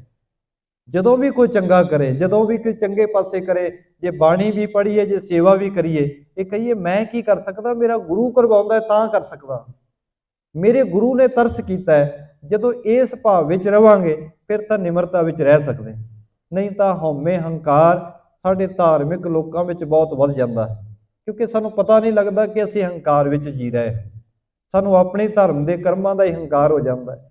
ਜਿਸ ਦਿਨ ਗੁਰੂ ਕੀ ਕਿਰਪਾ ਹੁੰਦੀ ਹੈ, ਹਜ਼ੂਰ ਨੇ ਕਿਹਾ, ਗੁਰੂ ਨਾਨਕ ਸਾਹਿਬ ਮਹਾਰਾਜ ਕਹਿੰਦੇ ਗੁਰੂ ਸਮਝਾਉਂਦਾ ਹੈ ਕਿ ਹੰਕਾਰ ਨੂੰ ਛੱਡਿਆ ਕਿੰਨਾ ਸੁੱਖ ਮਿਲਦਾ ਹੈ, ਕਿਉਂਕਿ ਜਿਸ ਦਿਨ ਅਸੀਂ ਹੰਕਾਰ ਤਿਆਗ ਦਿੱਤਾ, ਇਹ ਵਜਨ ਜਿਹੜਾ ਸਿਰ ਤੇ ਅਸੀਂ ਭਾਰ ਚੁੱਕਿਆ ਹੋਇਆ ਹੰਕਾਰ ਦਾ, ਕਿ ਮੈਂ ਪਤਾ ਨਹੀਂ ਕੀ ਹਾਂ, ਮੇਰੇ ਵਿੱਚ ਪਤਾ ਨਹੀਂ ਕੀ ਹੈ, ਇਹ ਬਹੁਤ ਵੱਡਾ ਭਾਰ ਹੈ। ਜਿਸ ਦਿਨ ਇਹ ਉਤਰ ਜਾਏ, ਹਜ਼ੂਰ ਨੇ ਬਾਣੀ 'ਚ ਬੜੇ ਜਗ੍ਹਾ ਤੇ ਜ਼ਿਕਰ ਕੀਤਾ ਹੈ। ਬਾਬਾ ਰਵਿਦਾਸ ਜੀ ਮਹਾਰਾਜ ਵੀ ਕਹਿੰਦੇ ਨੇ, ਕਹਿੰਦੇ ਜਿੰਨਾ ਚਿਰ ਮੈਂ ਹੀ ਮੈਂ ਸੀ, ਉਹਨਾਂ ਚਿਰ ਤੂੰ ਹੈ ਹੀ ਨਹੀਂ ਸੀ ਕਿਤੇ। ਜਿੰਨਾ ਚਿਰ ਮੇਰੇ ਅੰਦਰ ਮੈਂ ਵਸਦੀ ਸੀ, ਤੂੰ ਦਿਖਦਾ ਹੀ ਨਹੀਂ ਸੀ, ਪਰ ਹੁਣ ਜਿਸ ਦਿਨ ਤੋਂ ਮੈਂ ਮਿਟ ਗਈ, ਜਬ ਹਮ ਹੋਤੇ ਤਬ ਤੂੰ ਨਹੀਂ। ਕਹਿੰਦੇ ਜਿੰਨਾ ਚਿਰ ਮੇਰੇ ਅੰਦਰ ਹਮ ਸੀ, ਮੈਂ ਸੀ, ਉਹਨਾਂ ਚਿਰ ਤੂੰ ਤਾਂ ਦਿਖਦਾ ਹੀ ਨਹੀਂ ਸੀ। ਜਬ ਹਮ ਹੋਤੇ ਤਬ ਤੂੰ ਨਹੀਂ, ਅਬ ਤੂੰ ਹੀ ਮੈਂ ਨਹੀਂ। ਹੁਣ ਕਹਿੰਦੇ ਜਿਸ ਦਿਨ ਅਹੰਕਾਰ ਮਿਟਿਆ, ਹੁਣ ਮੈਨੂੰ ਮਹਿਸੂਸ ਹੋਇਆ ਮੇਰੇ ਅੰਦਰ ਵੀ ਤਾਂ ਤੂੰ ਹੀ ਹੈ, ਮੈਂ ਤਾਂ ਹੈ ਹੀ ਕੁਝ ਨਹੀਂ, ਮੇਰੇ ਅੰਦਰ ਵੀ ਤੇਰਾ ਹੀ ਵਸ ਹੈ। ਜਬ ਹਮ ਹੋਤੇ ਤਬ ਤੂੰ ਨਹੀਂ, ਅਬ ਤੂੰ ਹੀ ਮੈਂ ਨਹੀਂ। ਹੁਣ ਮੈਂ ਹੈ ਹੀ ਨਹੀਂ, ਮੇਰੀ ਹਸਤੀ ਮਿਟ ਗਈ, ਹੁਣ ਜੋ ਕੁਝ ਹੈ ਤੂੰ ਹੀ ਤੂੰ ਹੈ। ਹਜ਼ੂਰ ਨੇ ਇਸੇ ਕਰਕੇ ਕਿਹਾ, ਕਹਿਣ ਲੱਗੇ हे ਪੰਡਤ, ਤੇਰੇ ਕੋਲ ਵਿਦਿਆ ਦਾ ਮਾਣ ਹੈ, ਪਰ ਸੱਚ ਜਾਣੀ ਜਿਸ ਦਿਨ ਤੈਨੂੰ ਗੁਰੂ ਮਿਲ ਪਾਏਗਾ, ਤੇਰਾ ਹੰਕਾਰ ਮਿਟ ਜਾਏਗਾ। ਤੇ ਸਾਹਿਬ ਕਹਿੰਦੇ ਕਾਹੇ ਵਸਤ ਕੇ ਕਰੇ ਨਾ ਆਸਾ, ਹਿਰਦੇ ਆਨੰਦ ਸਦੀਵ ਨਿਰਾਸਾ। ਅਹੰਕਾਰ ਤੋਂ ਰਹਿਤ ਮਨੁੱਖ ਕਿਸੇ ਤਰ੍ਹਾਂ ਦੀ ਆਸ ਨਹੀਂ ਕਿਸੇ ਤੋਂ ਕਰਦਾ। ਹੁਣ ਵੇਖੋ, ਆਪਾਂ ਕਿਤੇ ਵੀ क्योंकि जदों आपां समाज विच जाने आ, किते रिश्तेदारी च जाने आ, किते परिवार विच जाने आ, बंदा उत्थों वापस आके दुखी किस गल तो हुंदा है? बंदा कहंदा जी फलाणे ने मैनूं सन्मान नहीं दिता, फलाणे ने मेरा ध्यान नहीं किया, मेरी रिस्पैक्ट नहीं की, मेरा सत्कार नहीं चंगी तरह होया, मैं अज तो इन्हां रिश्तेदारां कोल ही नहीं जावांगा। हुण ओह कौन कह रहा है? वो साडी हौमे कह रही है, साडा हंकार कह रहा है कि मैं सारियां तो वखरा सा, मेरा ज़्यादा सन्मान होना चाहिए सी।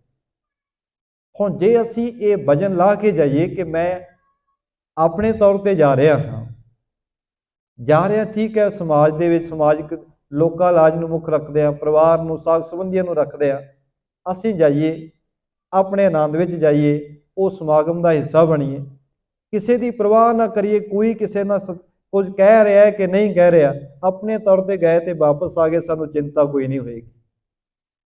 सानू चिंता उदों ही होंदी है जदों हौमे साडे, क्योंकि गुरु की बाणी रोज़ पढ़ते हैं ना, आपां गुरु साहब जी के बचन जदों सोहिला साहब विच पढ़ते हैं, साहब के बचन आउंदे ने ना, तिन अंतर हौमे कंडा है। मनमुख बंदे दे अंदर की है? साहब कहंदे हौमे दा कंडा। कई बारी आपां वेखिआ पंजाब विच तुरे जांदे आ, कई बारी चप्पल दे विच कंडा लग जांदा, चप्पल विच लग जाए, जुत्ती विच लग जाए, वो जदों बंदा तुरदा है ते तुरे जांदे वो कंडा बार बार चुभदा है। हुण जदों ज़्यादा ही असीं तंग हो जाने, असीं चप्पल ला के जां जुत्ती ला के वेखदे आ, ये की चुभ रहा मेरे पैर विच, मैनूं तुरन नहीं दे रहा, ये चुभण दे नाल, कंडा चुभण नाल मैं तंग हो रहा, मेरे पैर विच जख्म हो रहा है। बंदा अपनी जुत्ती नूं ला के, चप्पल ला के उहनूं ध्यान नाल वेखदा है, ये चुभ की रहा है, मैं इहनूं हटावां, क्योंकि वो थोड़ा थोड़ा जिहड़ा चुभण है वो बंदे नूं तंग कर दिंदी। हजूर ने कहा ये कंडा साडे अंदर चुभदा है, वो किहड़ा कंडा? हौमे दा। हौमे दा कंडा जिवें जिवें चुभदा, ज्यों ज्यों चलै चुभै दुख पावै, जिमें जिमें बंदा जिंदगी च अगे चलदा है, हौमे दा कंडा चुभी जांदा है, ते जिन्ना चुभदा है बंदा उन्ना ही दुखी हो जाता है। ये हौमे दा ही कंडा है, इस समाज विच पता नहीं किन्ने कुछ साडे सारियां दे अंदर ही चुभदा है, किते ना किते असीं कहने जी साडी ईगो जिहड़ी है उहनूं सट वजी है, हौमे नूं सट वजी, ज्यों ज्यों चलै चुभै दुख पावै। हजूर ने कहा जमकाल सह सिर डंडा है। हौमे वाले मनुख दे अंदर कल्ला कंडा ही नहीं चुभदा, हजूर ने कहा जमकाल दा डंडा भी सिर ते वजदा है, क्योंकि हौमे दा भाव ही है रब दी होण तो मुनकर अपने आप नूं वड्डा जान रहे हैं। जदों हौमे दा कंडा चुभिया, इन्हें चलदियां होया भी दुख देना, जिंदगी च जिमें जिमें अगे तुरांगे दुख देई जाएगा, ते नालों नाल जमां दी मारां भी पई जाण। हजूर ने इसे करके क्या कहन लगे, जिस दिन गुरु की मत तेनू आ गई है पंडित, फिर बंदा किसी चीज़ की आस नहीं रखता, बंदा अपने आप विच आनंद विच रहना सीख जाता है, अपने आप विच खुश रहना सीख जाता है। एवं सुन पंडित बंधन कीनी, हृदय द्वैत मत रहगी भीनी। जदों गुरु साहब जी के बड़े प्रेम भरे बचन सुने, क्योंकि गुरु के बचनों में बहुत वड्डी ताकत है, गुरु के बचनों को कोई प्रेम ना सुन लवे तो सतगुरु का शब्द, गुरु के बचन मनुख का खैड़ा नहीं छड़ते, इन्हूं बार बार याद आउंदे ने। हुण जदों गुरु के प्रेम के बचन सुने, हंकारी पंडित का हिरदा झुक गया, उन्होंने अंदर समझ आई सचमुच जो मैं पढ़िया है, पढ़ के मेरे जीवन चो शांति तो नहीं आई। जो बचन गुरु साहब जी कह रहे हैं, हौमे अहंकार ही मेरा सिर ते चढ़िया होया है। उन्हें गुरु महाराज के चरणों च नमस्कार कर दी, वंदना की। अंतर जामी जाने उर के आस को ताव सह सतगुर की। कवि जी कहते ऐसे सतगुरु की ताव झलनी सौखी नहीं। जदों प्रतख रब रूप गुरु नानक साहब महाराज बैठे हो, उत्थे हंकार की नहीं बहुती चल सकती, उत्थे हंकार नूं भी झुकना पैंदा है। गुरु नानक साहब महाराज जी की ताव ये झल नहीं सकिया, इनू झुकना पै गया गुरु महाराज के चरणों विच। कहियो बचन पंडित कित जावो, अपनो गुरु करो जित पावो। सतगुरु कहने लगे पंडित जी, जे भला चाहुंदे हो ना, ਜਾਓ ਕੋਈ ਗੁਰੂ ਧਾਰਨ ਕਰ ਲਓ, ਕੋਈ ਚੰਗਾ ਗੁਰੂ ਧਾਰਨ ਕਰੋ ਜਿਹਦੇ ਨਾਲ ਤੁਹਾਨੂੰ ਜੀਵਨ ਵਿੱਚ ਸਮਝ ਆ ਜਾਏ। ਸੁਣੋ ਸੰਤ ਅਵ ਇਹ ਠਾਂ ਜਾਈ, ਗੁਰੂ ਕਰੋ ਤੁਮ ਦੇਹੋ ਬਤਾਈ। ਪੰਡਤ ਕਹਿਣ ਲੱਗਾ ਜੀ ਜੇ ਤੁਸੀਂ ਇੰਨੀ ਗੱਲ ਮੈਨੂੰ ਸਮਝਾਈ ਹੈ ਕਿ ਗੁਰੂ ਦੀ ਬੜੀ ਜ਼ਰੂਰਤ ਹੈ ਜ਼ਿੰਦਗੀ 'ਚ, ਤਾਂ ਮੈਨੂੰ ਇਹ ਵੀ ਦੱਸ ਦਿਓ ਮੈਂ ਕਿੱਥੇ ਜਾਵਾਂ, ਕਿਹਨੂੰ ਗੁਰੂ ਧਾਰਨ ਕਰਾਂ, ਕਿਹਦੇ ਕੋਲ ਜਾਵਾਂ, ਕਿਹਦੀ ਸ਼ਰਨ ਵਿੱਚ ਪਵਾਂ। ਸੁਣ ਪਣ ਬੋਲੇ ਕਿਰਪਾ ਨਿਧਾਨਾ, ਏਤ ਦਿਸ ਜਾਹੋ ਬੜੀ ਉਦਿਆਨਾ। ਗੁਰੂ ਨਾਨਕ ਸਾਹਿਬ ਮਹਾਰਾਜ ਕਹਿਣ ਲੱਗੇ ਭਾਈ ਆ ਫਲਾਣੀ ਦਿਸ਼ਾ ਵਿੱਚ ਜਾ। ਇਸ਼ਾਰਾ ਕੀਤਾ ਗੁਰੂ ਸਾਹਿਬ ਜੀ ਨੇ। ਕਹਿੰਦੇ ਅੱਗੇ ਸੰਘਣਾ ਜੰਗਲ ਹੈ, ਗੁਰੂ ਸਾਹਿਬ ਕਹਿੰਦੇ ਜੰਗਲ ਵਿੱਚ ਚਲਾ ਜਾ। ਬੈਠੇ ਸੰਤ ਚਾਰ ਤਿਹ ਥਾਏ, ਤਿਨ ਪੁੱਛੋ ਸੋ ਦੇਹੋ ਬਤਾਈ। ਸਤਿਗੁਰੂ ਕਹਿੰਦੇ ਉੱਥੇ ਚਾਰ ਸਾਧੂ ਬੈਠੇ ਹੋਏ ਤੈਨੂੰ ਮਿਲਣਗੇ, ਜਾ ਉਹਨਾਂ ਕੋਲ ਜਾ, ਉਹਨਾਂ ਨੂੰ ਪੁੱਛੀ ਕਿ ਮੈਂ ਗੁਰੂ ਧਾਰਨ ਕਰਨਾ ਹੈ, ਉਹ ਤੈਨੂੰ ਤੇਰੇ ਗੁਰੂ ਦਾ ਪਤਾ ਦੱਸ ਦੇਣਗੇ। ਤਬ ਪੰਡਤ ਗਵਣਿਓ ਤਿਸ ਪਾਸਾ, ਦੇਖੇ ਜਾਏ ਸੰਤ ਸੁਖ ਰਾਸਾ। ਤਦੋਂ ਉਹ ਪੰਡਤ ਜਿਹੜਾ ਹੈ ਜਿਸ ਪਾਸੇ ਗੁਰੂ ਸਾਹਿਬ ਨੇ ਇਸ਼ਾਰਾ ਕੀਤਾ ਜੰਗਲ ਵਾਲੇ ਪਾਸੇ, ਉਸ ਪਾਸੇ ਨੂੰ ਤੁਰ ਪਿਆ। ਜਾ ਕੇ ਵੇਖਿਆ ਸੱਚਮੁੱਚ ਚਾਰ ਸਾਧੂ ਬੈਠੇ ਸਨ। ਕਰੇ ਹਕੀਕਤ ਬੰਧਨ ਕਰ ਕੈ, ਦੁਬਦਾ ਰਹਿਓ ਹਿਰਦੇ ਮੈਂ ਭਰ ਕੈ। ਜਾ ਕੇ ਉਹ ਜਿਹੜੇ ਸਾਧੂ ਬੈਠੇ ਸਨ ਚਾਰ, ਉਹਨਾਂ ਅੱਗੇ ਬੰਦਨਾ ਕੀਤੀ।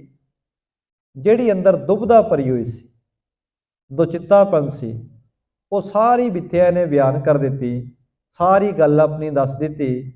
ਬੋਲੇ ਸੰਤ ਜਾਣਤੇ ਹੇਤਾ, ਤਬ ਗੁਰ ਆਗੇ ਬੀਚ ਨਕੇਤਾ। ਉਹ ਸਾਧੂਆਂ ਨੇ ਇਹਦੀ ਸਾਰੀ ਗੱਲ ਸੁਣੀ, ਸੁਣ ਕੇ ਕਹਿਣ ਲੱਗੇ ਇਸ ਤਰ੍ਹਾਂ ਕਰ, ਅੱਗੇ ਚਲਾ ਜਾ ਥੋੜਾ ਜਿਹਾ, ਅੱਗੇ ਇੱਕ ਘਰ ਆਏਗਾ, ਤੇਰਾ ਗੁਰੂ ਜੀ ਨੂੰ ਤੂੰ ਗੁਰੂ ਧਾਰਨ ਕਰ ਸਕਦਾ, ਤੇਰਾ ਗੁਰੂ ਉਸ ਘਰ ਵਿੱਚ ਰਹਿੰਦਾ, ਉਹਨੂੰ ਜਾ ਕੇ ਧਾਰਨ ਕਰ ਲੈ।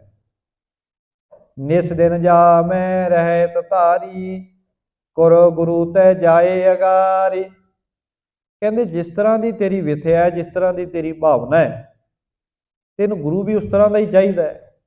ਜਾ ਅੱਗੇ ਇੱਕ ਤੈਨੂੰ ਘਰ ਦੇਖੇਗਾ, ਉਸ ਘਰ ਵਿੱਚ ਗੁਰੂ ਰਹਿੰਦਾ ਇੱਕ, ਉਹਨੂੰ ਜਾ ਕੇ ਤੂੰ ਧਾਰਨ ਕਰ ਲੈ।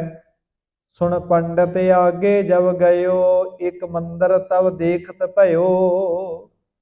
ਜਿਸ ਵੇਲੇ ਉਹ ਪੰਡਤ ਅੱਗੇ ਗਿਆ, ਉਹਨੇ ਵੇਖਿਆ ਸੱਚਮੁੱਚ ਇੱਕ ਅੱਗੇ ਮਕਾਨ ਦਿਖਾਈ ਦਿੱਤਾ ਹੈ, ਘਰ ਦਿਖਾਈ ਦਿੱਤਾ ਹੈ। ਤੇ ਮੈਂ ਦੇਖੇ ਸੁੰਦਰ ਨਾਰੀ, ਭੂਖਣ ਕੇਰ ਸਿੰਗਾਰ ਸਿੰਗਾਰੀ। ਉਹਨੇ ਜਾ ਕੇ ਜਿਸ ਵੇਲੇ ਦਰਵਾਜ਼ਾ ਖੜਕੜਾਇਆ ਤਾਂ ਅੰਦਰੋਂ ਦਰਵਾਜ਼ਾ ਖੋਲ੍ਹਿਆ, ਇੱਕ ਸੁੰਦਰ ਇਸਤਰੀ ਜਿਹੜੀ ਹੈ ਜਿਹਨੇ ਬਹੁਤ ਸਾਰੇ ਗਹਿਣੇ ਧਾਰਨ ਕੀਤੇ ਹੋਏ ਸਨ, ਉਹਨੇ ਦਰਵਾਜ਼ਾ ਅੱਗੋਂ ਖੋਲ੍ਹਣਾ ਕੀਤਾ। ਬਸਤਰ ਕੁਸੰਬੀ ਪਹਿਰੇ ਸਾਰੇ, ਖਿਲਤ ਅਕੇਲੇ ਆਨੰਦ ਮਝਾਰੇ। ਉਹਨੇ ਕੇਸਰੀ ਰੰਗ ਦੇ ਵਸਤਰ ਪਹਿਨੇ ਹੋਏ ਸਨ, ਬੜੇ ਸੁੰਦਰ ਗਹਿਣੇ ਪਹਿਨੇ ਹੋਏ ਸਨ। ਪੰਡਤ ਹਿਰਦੈ ਅਸਨ ਮਾਨੀ, ਸਖਤਵਾਨੇ ਅਸ ਪਹਿਚਾਨੀ। ਪੰਡਤ ਨੇ ਸੋਚਿਆ ਤਾਂ ਸ਼ਕਤੀ ਵਾਲੀ ਕੋਈ ਦੇਵੀ ਜਾਪਦੀ ਹੈ। ਉਹਨੇ ਸਾਰਾ ਕੁਝ ਮਹਿਸੂਸ ਕੀਤਾ ਕਿ ਵੱਡੀ ਕਲਾ ਵਾਲੀ ਜਾਪਦੀ ਹੈ। ਸਿਰ ਨਿਵਾਏ ਜਬ ਬੰਧਨ ਕੀਨੇ, ਤੇ ਪਨਹੀ ਇਨਕੇ ਸਿਰ ਦੀਨੇ। ਉਸ ਪੰਡਤ ਨੇ ਜਦੋਂ ਸਿਰ ਨਿਵਾ ਕੇ ਉਸ ਔਰਤ ਦੇ ਅੱਗੇ, ਉਸ ਇਸਤਰੀ ਦੇ ਅੱਗੇ ਬੰਦਨਾ ਕੀਤੀ, ਤਾਂ ਉਸ ਇਸਤਰੀ ਨੇ ਇੱਕ ਜੁੱਤੀ ਚੁੱਕ ਕੇ 2-4 ਜੁੱਤੀਆਂ ਉਸ ਪੰਡਤ ਦੇ ਸਿਰ ਵਿੱਚ ਮਾਰੀਆਂ। ਤੇ ਉੱਪਰ ਬਸ ਚਲਤ ਨ ਕੋ, ਹਟਿਓ ਬਸਤ ਪਾਛੈ ਸੋ। ਪੰਡਤ ਬੜਾ ਹੈਰਾਨ ਹੋਇਆ। ਉਹਨੇ ਇੱਕ ਵਾਰੀ ਫੇਰ ਨਮਸਕਾਰ ਕਰਨ ਦੀ ਕੋਸ਼ਿਸ਼ ਕੀਤੀ, ਪਰ ਜਿਵੇਂ ਹੀ ਉਹ ਅੱਗੇ ਵੱਧਦਾ ਹੈ ਨਮਸਕਾਰ ਕਰਨ ਵਾਸਤੇ, ਅੱਗੋਂ ਜੁੱਤੀਆਂ ਮਾਰਦੀ ਹੈ। ਸਿਰ ਵਿੱਚ ਜੁੱਤੀਆਂ ਖਾ ਕੇ ਪੰਡਤ ਫਿਰ ਪਿਛਾਂ ਹਟ ਆਇਆ।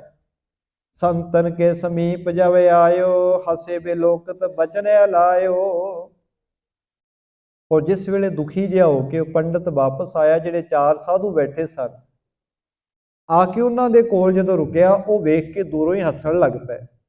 ਉਹਨਾਂ ਸਾਧੂਆਂ ਨੂੰ ਪਤਾ ਸੀ, ਉਹ ਦੂਰੋਂ ਹੀ ਹੱਸਣ ਲੱਗ ਪਏ ਤੇ ਬਚਨ ਕਹਿਣ ਲੱਗੇ, ਕਿਉਂ ਤੋਰਨ ਤੋਂ ਮੁਰ ਕੇ ਆਵਾ, ਕਿਉ ਗੁਰੂ ਕੈ ਤੋਹੇ ਨ ਪਾਵਾ। ਹੱਸ ਕੇ ਉਹ ਸਾਧੂ ਕਹਿਣ ਲੱਗੇ, ਪੰਡਤ ਜੀ ਬੜੀ ਛੇਤੀ ਮੁੜ ਆਏ ਹੋ, ਤੁਸੀਂ ਤਾਂ ਗੁਰੂ ਧਾਰਨ ਕਰਨ ਵਾਸਤੇ ਗਏ ਸੀ, ਗੁਰੂ ਨਹੀਂ ਧਾਰਨ ਕੀਤਾ। पंडित लज्जित बोलियो बाणी, ते कर मैं एक नार महानी। पंडित जी ने लज्जित जे होके शर्मिंदे होके कहा, कहने लगा जी उत्थे एक बड़ी महान स्त्री रहिंदी है, क्रूर सुभाव है जिस केरा, बेमोहताजे मान कनेरा। ਉਹਦਾ ਜਿਹੜਾ ਰੂਪ ਰੰਗ ਹੈ ਉਹ ਤਾਂ ਬੜਾ ਸੁੰਦਰ ਹੈ, ਗਹਿਣੇ ਵੀ ਬੜੇ ਸੁੰਦਰ ਪਾਏ ਹੋਏ ਨੇ, ਪਰ ਉਹਦਾ ਸੁਭਾਅ ਬੜਾ ਕਰੂਰ ਹੈ, ਬੜਾ ਕਠੋਰ ਹੈ, ਬੜੀ ਬੇਪਰਵਾਹ ਤੇ ਬੜੀ ਹੰਕਾਰਨ ਹੈ। ਸੁਣ ਸੰਤਨ ਪੁਨ ਬੈਨ ਲਾਇਓ, ਸੋ ਗੁਰੂ ਤਵ ਜਿਹ ਮਨ ਲਾਇਓ। ਉਹ ਪੰਡਿਤ ਕਹਿਣ ਲੱਗੇ, ਪੰਡਿਤ ਜੀ, ਉਹ ਜਿਹੜੇ ਸਾਧੂ ਸਾਨੂੰ ਕਹਿਣ ਲੱਗੇ, ਪੰਡਿਤ ਜੀ ਅਸਲ ਵਿੱਚ ਤੇਰਾ ਗੁਰੂ ਉਹੀ ਹੈ, जिस तरह की तेरी रीत है, जिस तरह की तेरी भावना है, तैं जिथे मन लाया, क्योंकि बंदे का जिथे मन लगता है उन्होंने ही अपनी इष्ट मनता है। ते साधु कहने लगे उही तेरा गुरु है, क्योंकि तेरा मन उत्थे ही लग्या होया है। निशा दिओस जिह की लेवोर मैं, लखिए सो लखमी तेह कर मैं। साधु कहने लगे जिहड़ी वो स्त्री है वो माया है, वो लक्ष्मी है, ਤੇ ਤੇਰਾ ਧਿਆਨ ਮਾਇਆ ਵਿੱਚ ਹੀ ਰਹਿੰਦਾ ਹੈ, ਤੇਰਾ ਧਿਆਨ ਹਰ ਵੇਲੇ ਪੈਸੇ ਵਿੱਚ ਰਹਿੰਦਾ ਹੈ, ਇਸ ਕਰਕੇ ਤੇਰਾ ਧਿਆਨ ਜਿੱਥੇ ਲੱਗਿਆ ਉਹੀ ਤੇਰਾ ਗੁਰੂ ਹੈ। ਤੇ ਉਹ ਮਾਇਆ ਜਿਹੜੀ ਹੈ ਉਹ ਮਾਇਆ ਹੀ ਜੁੱਤੀਆਂ ਮਾਰਦੀ ਹੈ। ਜਿਹ ਕੋ ਪਾਏ ਨਹੀਂ ਤ੍ਰਿਪਤਾਨਾ, ਤ੍ਰਿਸ਼ਨਾ ਅਦ ਕੇ ਅਦਕ ਵਧਾਨਾ। ਸਾਧੂ ਕਹਿਣ ਲੱਗੇ ਜਿਵੇਂ ਬੰਦੇ ਅੰਦਰ ਤ੍ਰਿਸ਼ਨਾ ਵੱਧਦੀ ਜਾਂਦੀ ਹੈ, ਬੰਦਾ ਮਾਇਆ ਦੇ ਪਿੱਛੇ ਦੌੜਦਾ ਹੈ, ਮਾਇਆ ਪਿੱਛੇ ਬੰਦਾ ਛਿੱਤਰ ਖਾਣ ਵਾਸਤੇ ਵੀ ਤਿਆਰ ਹੋ ਜਾਂਦਾ, ਜੁੱਤੀਆਂ ਖਾਣ ਵਾਸਤੇ ਵੀ ਤਿਆਰ ਹੋ ਜਾਂਦਾ ਹੈ, ਹਰ ਤਰ੍ਹਾਂ ਦੇ ਕਰਮ ਕਰਨ ਵਾਸਤੇ ਬੰਦਾ ਤਿਆਰ ਹੋ ਜਾਂਦਾ ਹੈ, ਪਰ ਬੰਦਾ ਕਹਿੰਦਾ ਜੀ ਮਾਇਆ ਚਾਹੀਦੀ। ਸ੍ਰੀ ਨਾਨਕ ਗਤ ਦਾ ਕੋ ਤਿਆਗੀ, ਭਰਮਤ ਫਿਰ ਤੇ ਅਪਰੇ ਅਨੁਰਾਗੀ। ਹੁਣ ਮਾਇਆ ਬੰਦੇ ਨੂੰ ਬਹੁਤ ਨਠਾਉਂਦੀ ਹੈ, ਮਾਇਆ ਬੰਦੇ ਕੋਲੋਂ ਕਈ ਤਰ੍ਹਾਂ ਦੇ ਕੰਮ ਵੀ ਕਰਵਾਉਂਦੀ ਹੈ, ਪਰ ਬੰਦਾ ਉਹਦੀ ਆਸ ਵਿੱਚ ਤੇ ਉਹਦੇ ਪ੍ਰੇਮ ਵਿੱਚ ਦੌੜਿਆ ਰਹਿੰਦਾ ਹੈ। ਤੇ ਉਹ ਸਾਧੂ ਕਹਿਣ ਲੱਗੇ, ਪੰਡਿਤ ਜੀ ਤੁਹਾਡਾ ਧਿਆਨ ਵਿਦਿਆ ਪੜ੍ਹ ਕੇ ਵੀ ਇਹਦੇ ਪਾਸੇ ਰਿਹਾ, ਇਸ ਕਰਕੇ ਤੁਹਾਨੂੰ ਉਹਦੇ ਕੋਲ ਹੀ ਅਸੀਂ ਭੇਜਣਾ ਕੀਤਾ ਸੀ। ਉਹ ਕਹਿਣ ਲੱਗਾ ਜੀ ਮੇਰਾ ਭਲਾ ਕਰੋ, ਮੈਨੂੰ ਨਹੀਂ ਇਸ ਤਰ੍ਹਾਂ ਦਾ ਚਾਹੀਦਾ ਜੀਵਨ। ਕਹਿਣ ਲੱਗੇ ਫਿਰ ਸ੍ਰੀ ਨਾਨਕ ਗਤ ਦਾ ਕੋ ਤਿਆਗੀ, ਤੂੰ ਗੁਰੂ ਨਾਨਕ ਸਾਹਿਬ ਨੂੰ ਤਿਆਗ ਕੇ ਭਰਮਤ ਫਿਰਤ ਅਪਰ ਅਨੁਰਾਗੀ, ਜਿਹਨੂੰ ਗੁਰੂ ਧਾਰਨ ਕਰਨਾ ਸੀ ਉਹਨੂੰ ਛੱਡ ਕੇ ਤੂੰ ਇੱਥੇ ਸਾਡੇ ਕੋਲ ਕਿਉਂ ਆਇਆ? ਉਹਨਾਂ ਨੂੰ ਤਿਆਗ ਕੇ ਤੂੰ ਹੋਰ ਪਾਸੇ ਕਿਉਂ ਭਟਕਦਾ ਫਿਰਦਾ ਹੈ? ਜਾਏ ਚਮਾ ਪਰ ਕੋ ਕਰਵਾਵੋ, ਸਰਦਾ ਧਰ ਅਡੋਲ ਮਨ ਲਾਵੋ। ਇਹ ਪੰਡਤ ਜੀ ਜੇ ਤੁਸੀਂ ਭਲਾ ਚਾਹੁੰਦੇ ਹੋ, ਉਸ ਗੁਰੂ ਤੋਂ ਬਿਨਾਂ, ਉਸ ਗੁਰੂ ਤੋਂ ਵੱਡਾ ਹੋਰ ਕੋਈ ਗੁਰੂ ਨਹੀਂ। ਜਾਓ ਜੇ ਭਲਾ ਚਾਹੁੰਦੇ ਹੋ ਉਹਦੇ ਚਰਨਾਂ 'ਚ ਜਾ ਕੇ ਮਾਫੀ ਮੰਗ ਲਓ ਤੇ ਸਰਦਾ ਧਾਰਨ ਕਰਕੇ ਉਹਨਾਂ ਦੇ ਬਚਨਾਂ ਤੇ ਚੱਲਣ ਲੱਗ ਪਵੋ। ਕਰੋ ਗੁਰੂਗਤ ਹੋਵੇ ਤੇਰੇ, ਬਹੁ ਨ ਪਾਵੇ ਜਗ ਮੈਂ ਫੇਰੀ। ਜੇ ਤਾਂ ਗੁਰੂ ਨਾਨਕ ਨੂੰ ਗੁਰੂ ਧਾਰਨ ਕਰ ਲਓਗੇ ਫਿਰ ਤਾਂ ਤੁਹਾਡਾ ਭਲਾ ਹੋ ਜਾਏਗਾ, ਫਿਰ ਜਗਤ ਦੇ ਵਿੱਚ ਭਟਕਣਾ ਨਹੀਂ ਪਵੇਗੀ, ਜਨਮ ਮਰਨ ਦੇ ਚੱਕਰਾਂ ਵਿੱਚ ਨਹੀਂ ਪੈਣਾ ਪਏਗਾ। ਪਰ ਜਿਸ ਤਰ੍ਹਾਂ ਦਾ ਜੀਵਨ ਤੁਹਾਡਾ ਹੁਣ ਹੈ, ਇਸ ਤਰ੍ਹਾਂ ਦਾ ਤ੍ਰਿਸ਼ਨਾ ਵਾਲਾ, ਇਹਦੇ ਨਾਲ ਤਾਂ ਫਿਰ ਜਿਹੜੇ ਜੁੱਤੀਆਂ ਉਸ ਇਸਤਰੀ ਨੇ ਤੁਹਾਡੇ ਸਿਰ ਵਿੱਚ ਮਾਰੀਆਂ ਨੇ, ਫਿਰ ਤਾਂ ਉਹੀ ਰਸਤਾ, ਜੇ ਉਸ ਰਸਤੇ ਤੇ ਤੁਰਨਾ ਚਾਹੁੰਦੇ ਹੋ ਤਾਂ ਉਸ ਪਾਸੇ ਚਲੇ ਜਾਓ। ਸੁਣ ਪੰਡਤ ਸਰਦਾ ਦਰ ਭੂਰੇ, ਆਨ ਲੀਨ ਪੰਕਜ ਪਦ ਰੂਰੀ। ਉਸੇ ਵੇਲੇ ਪੰਡਿਤ ਫਿਰ ਦੌੜ ਪਿਆ ਧੰਨ ਗੁਰੂ ਨਾਨਕ ਸਾਹਿਬ ਮਹਾਰਾਜ ਜੀ ਦੇ ਚਰਨਾਂ ਵਿੱਚ ਆ ਕੇ ਫਿਰ ਨਮਸਕਾਰ ਕੀਤੇ। ਉਰਤੇ ਸਾਗਰੇ ਦੁਐਤ ਵਿਸਾਰੇ, ਪਾਹੁਲ ਲੈਨ ਭਇਓ ਅਧਿਕਾਰੀ। ਉਹ ਸਾਰਾ ਕੁਝ ਵੇਖ ਕੇ ਗੁਰੂ ਮਹਾਰਾਜ ਦੇ ਚਰਨਾਂ 'ਚ ਆ ਕੇ ਗੁਰੂ ਸਾਹਿਬ ਨੂੰ ਬੇਨਤੀ ਕੀਤੀ, ਮਹਾਰਾਜ ਕਿਰਪਾ ਕਰੋ, ਮੈਨੂੰ ਆਪਣੇ ਚਰਨਾਂ 'ਚ ਜੋੜ ਕੇ ਆਪ ਹੀ ਮੇਰੇ ਗੁਰੂ ਬਣ ਜਾਓ। ਮੈਂ ਆਪ ਜੀ ਨੂੰ ਆਪਣਾ ਗੁਰੂ ਧਾਰਨ ਕਰਨ ਵਾਸਤੇ ਆਇਆ, ਮੈਨੂੰ ਕਿਰਪਾ ਕਰਕੇ ਚਰਨ ਪਾਉਲ ਦੇਣੀ ਕਰੋ। ਸ੍ਰੀ ਗੁਰ ਕਰ ਇਉ ਦੁਰਮਿਤ ਦੋਰੇ, ਦੇਤ ਭਏ ਪਦ ਪਾਹੁਲ ਰੂਰੀ। ਸਤਿਗੁਰਾਂ ਨੇ ਇਹਨੂੰ ਸਾਰਾ ਕੁਝ ਦਿਖਾ ਕੇ, ਇਹਦੇ ਜੀਵਨ ਦੀ ਅਸਲੀਅਤ ਦਿਖਾ ਕੇ ਹੁਣ ਅਧਿਕਾਰੀ ਜਾਣਿਆ ਕਿ ਸੱਚਮੁੱਚ ਹੁਣ ਇਹ ਚਰਨ ਪਾਉ ਲੈਣ ਦੇ ਯੋਗ ਹੈ, ਹੁਣ ਗੁਰੂ ਕੀ ਸਿੱਖਿਆ ਧਾਰਨ ਕਰਨ ਦੇ ਯੋਗ ਬਣ ਗਿਆ। ਤੇ ਸਤਿਗੁਰਾਂ ਨੇ ਫਿਰ ਕਿਰਪਾ ਕਰਕੇ ਸਿੱਖਿਆ ਦੇ ਕੇ ਫਿਰ ਚਰਨ ਪਾਹੁਲ ਦੇਣੀ ਕੀਤੀ ਹੈ। ਧਰਮਸਾਲ ਮੈਂ ਸੋਵੈ ਸਾਇਓ, ਨਾਮਦਾਨ ਇਸਨਾਨ ਦ੍ਰਿੜਾਇਓ। ਸਤਿਗੁਰਾਂ ਨੇ ਇਹਨੂੰ ਧਰਮਸ਼ਾਲਾ ਵਿੱਚ ਬਿਠਾ ਦਿੱਤਾ। ਕਹਿਣ ਲੱਗੇ ਪਿਆਰਿਆ, ਜਿਹੜੀ ਮੱਤ ਤੈਨੂੰ ਮਿਲੀ ਹੈ, ਜਿਹੜੀ ਸਮਝ ਤੈਨੂੰ ਆਈ ਹੈ, ਹੁਣ ਇਹ ਲੋਕਾਂ ਨੂੰ ਵੀ ਦੇਣੀ ਕਰ, क्योंकि विद्या ਉਹਦੇ ਕੋਲ हैगी सी, ਗਿਆਨ हैगा सी, पर वो ਗਿਆਨ ਦੀ ਵਰਤੋਂ ਦੁਨੀਆ ਨੂੰ ਮੂਰਖ ਬਣਾਉਣ ਵਾਸਤੇ, ਦੁਨੀਆ ਨੂੰ ਲੁੱਟਣ ਵਾਸਤੇ ਕਰਦਾ ਸੀ, ਦੁਨੀਆ ਨੂੰ ਬਹਿਸ ਵਿੱਚ ਹਰਾਉਣ ਵਾਸਤੇ ਕਰਦਾ ਸੀ। ਪਰ ਗੁਰੂ ਸਾਹਿਬ ਨੇ ਜਦੋਂ ਮਾਲਕ ਦੇ ਪ੍ਰੇਮ ਵਿੱਚ ਜੋੜ ਦਿੱਤਾ ਤਾਂ ਉਹ ਵਿਦਿਆ ਦੀ ਵਰਤੋਂ ਹੁਣ ਮਨੁੱਖਤਾ ਦੀ ਭਲੇ ਵਾਸਤੇ ਕਰਨ ਲੱਗ ਪਿਆ, ਕਿਉਂਕਿ ਵਿਦਿਆ ਵਿੱਚ ਬਹੁਤ ਵੱਡੀ ਤਾਕਤ ਹੈ। ਬੰਦਾ ਵਿਦਿਆ ਦੇ ਨਾਲ ਬਹੁਤ ਵੱਡੇ ਵੱਡੇ ਕਾਰਜ ਕਰ ਸਕਦਾ ਹੈ। ਜਿਹੜੇ ਕਾਰਜ ਅੱਜ ਤੋਂ ਪਹਿਲਾਂ ਸਾਡੇ ਬਜ਼ੁਰਗਾਂ ਨੂੰ ਬਹੁਤ ਔਖੇ ਲੱਗਦੇ ਸਨ, ਅੱਜ ਬੰਦੇ ਨੇ ਵਿਦਿਆ ਦੇ ਬਲ ਦੇ ਉੱਤੇ ਉਹ ਕਾਰਜ ਬੜੇ ਸੌਖੇ ਕਰ ਲਏ ਨੇ। ਵਿਦਿਆ ਦੇ ਨਾਲ ਬੰਦਾ ਬਹੁਤ ਕੁਝ ਸੌਖਾ ਕਰ ਸਕਦਾ, ਚੰਗਾ ਕਰ ਸਕਦਾ ਹੈ, ਪਰ ਜੇ ਉਹਦੇ ਅੰਦਰ ਪ੍ਰੇਮ ਹੋਵੇ, ਜੇ ਉਹਦੇ ਅੰਦਰ ਭਲਾ ਕਰਨ ਦੀ ਭਾਵਨਾ ਹੋਵੇ। ਹੁਣ ਸਤਿਗੁਰਾਂ ਨੇ ਇਹਦੀ ਮਾੜੀ ਮੱਤ ਨੂੰ ਖਤਮ ਕਰ ਦਿੱਤਾ, ਚੰਗੇ ਪਾਸੇ ਤੋਰ ਦਿੱਤਾ ਤੇ ਧਰਮਸ਼ਾਲਾ 'ਚ ਬਿਠਾ ਦਿੱਤਾ, ਤੇ ਸਾਹਿਬ ਜੀ ਨੇ ਇਹਨੂੰ ਕਿਰਪਾ ਕਰਕੇ ਉਸ ਇਲਾਕੇ ਵਿੱਚ ਪ੍ਰਚਾਰ ਵਾਸਤੇ ਨਿਯੁਕਤ ਕਰ ਦਿੱਤਾ। ਭਾਵ ਕਿ ਗੁਰਸਿੱਖੀ ਦੇ ਮਾਰਗ ਦਾ ਪ੍ਰਚਾਰਕ ਬਣ ਗਿਆ। ਸਿੱਖੀ ਮਗ ਮੈਂ ਬਹੁ ਨਰ ਆਏ, ਸਿਮਰੇ ਸਤਿਗੁਰ ਕੋ ਲਿਵ ਲਾਏ। ਗੁਰੂ ਸਾਹਿਬ ਦੀ ਐਸੀ ਕਿਰਪਾ ਹੋਈ, ਇਸ ਇਲਾਕੇ ਵਿੱਚ ਭਾਵ ਕਿ ਕਸ਼ਮੀਰ ਦੇ ਇਲਾਕੇ ਵਿੱਚ ਬੇਅੰਤ ਲੋਕ ਗੁਰੂ ਨਾਨਕ ਸਾਹਿਬ ਮਹਾਰਾਜ ਜੀ ਦੇ ਪਿਆਰੇ ਬਣ ਗਏ, ਗੁਰੂ ਨਾਨਕ ਨਾਮ ਲੇਵਾ ਸਿੱਖ ਬਣ ਗਏ ਹਨ। ਗੁਰੂ ਕੇ ਚਰਨਾਂ ਦਾ ਆਸਰਾ ਲੈ ਕੇ ਪਰਮੇਸ਼ਰ ਦੀ ਬੰਦਗੀ ਵਿੱਚ ਜੁੜ ਗਏ ਨੇ। ਕਿਤ ਕਦਿਵਸ ਗੁਰ ਰਾਖਿਓ ਡੇਰਾ, ਭਾਉ ਭਗਤ ਵਿਸਤਾਰ ਕਨੇਰਾ।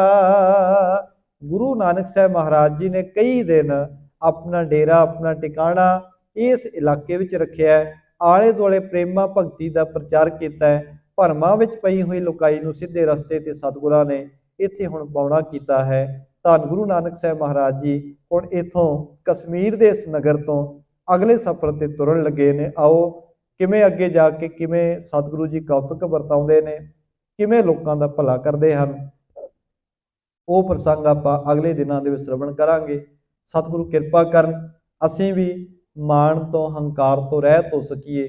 ਜਿਹੜਾ ਹਉਮੈ ਦਾ ਕੰਡਾ ਸਾਡੇ ਸਾਰਿਆਂ ਅੰਦਰ ਚੁਭਦਾ ਹੈ, ਗੁਰੂ ਸਾਹਿਬ ਕਿਰਪਾ ਕਰਨੇ ਹਉਮੈ ਦਾ ਕੰਡਾ ਕੱਢ ਦੇਣ, ਮਾੜੀਆਂ ਬਿਰਤੀਆਂ ਤੋਂ ਸਾਨੂੰ ਬਚਾ ਲੈਣ, ਹੰਕਾਰ ਤੋਂ ਬਚਾ ਕੇ, ਕਿਉਂਕਿ ਹਰ ਜੀ ਅਹੰਕਾਰ ਨਾ ਭਾਵੇ, ਵੇਦ ਕੂਕ ਸੁਣਾਵੇ। ਰੱਬ ਨੂੰ ਹੰਕਾਰ ਚੰਗਾ ਨਹੀਂ ਲੱਗਦਾ। ਇਹ ਸਾਰੇ ਧਾਰਮਿਕ ਗ੍ਰੰਥ ਸਾਨੂੰ ਉੱਚੀ ਉੱਚੀ ਬੋਲ ਕੇ ਦੱਸ ਰਹੇ ਹਨ। ਗੁਰੂ ਸਾਹਿਬ ਨੇ ਵੀ ਮੱਤ ਦੇ ਕੇ ਸਾਨੂੰ ਸਮਝਾਇਆ ਹੈ ਕਿ ਮਾਲਕ ਦੇ ਘਰ ਤੇ ਪ੍ਰੇਮ ਚੱਲਦਾ ਹੈ, ਨਿਮਰਤਾ ਚੱਲਦੀ ਹੈ। ਨਿਮਰਤਾ ਤੇ ਪ੍ਰੇਮ ਵਾਲਿਆਂ ਦੀਆਂ ਝੋਲੀਆਂ ਉਹਦੇ ਦਰ ਤੋਂ ਭਰਦੀਆਂ ਨੇ। ਤੇ ਹੰਕਾਰੀ ਮਨੁੱਖ ਨੂੰ ਗੁਰੂ ਕੀ ਬਾਣੀ ਨੇ ਟਿੱਬੇ ਵਰਗਾ ਕਿਹਾ ਹੈ। ਜਦੋਂ ਮੀਂਹ ਪੈਂਦਾ ਹੈ, ਮੀਂਹ ਟਿੱਬੇ ਦੇ ਸਿਰ ਤੇ ਪੈਂਦਾ, ਪਰ ਟਿਕਦਾ ਉੱਥੇ ਹੈ ਨਹੀਂ। ਪਾਣੀ ਟਿਕਦਾ ਆ ਕੇ ਨੀਵੇਂ ਥਾਂ ਤੇ ਹੀ ਹੈ।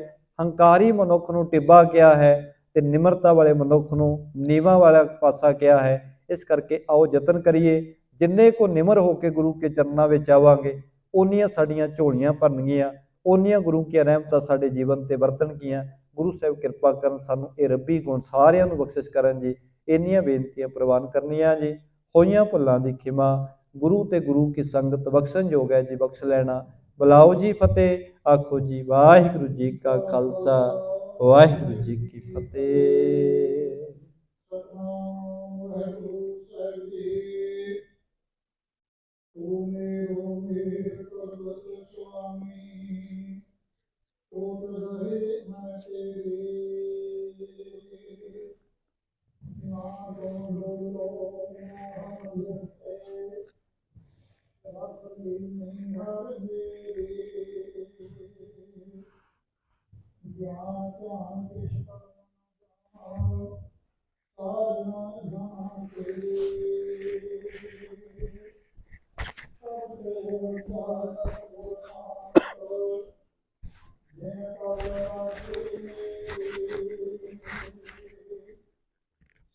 ਸੱਚਾ ਪਾਤਸ਼ਾਹ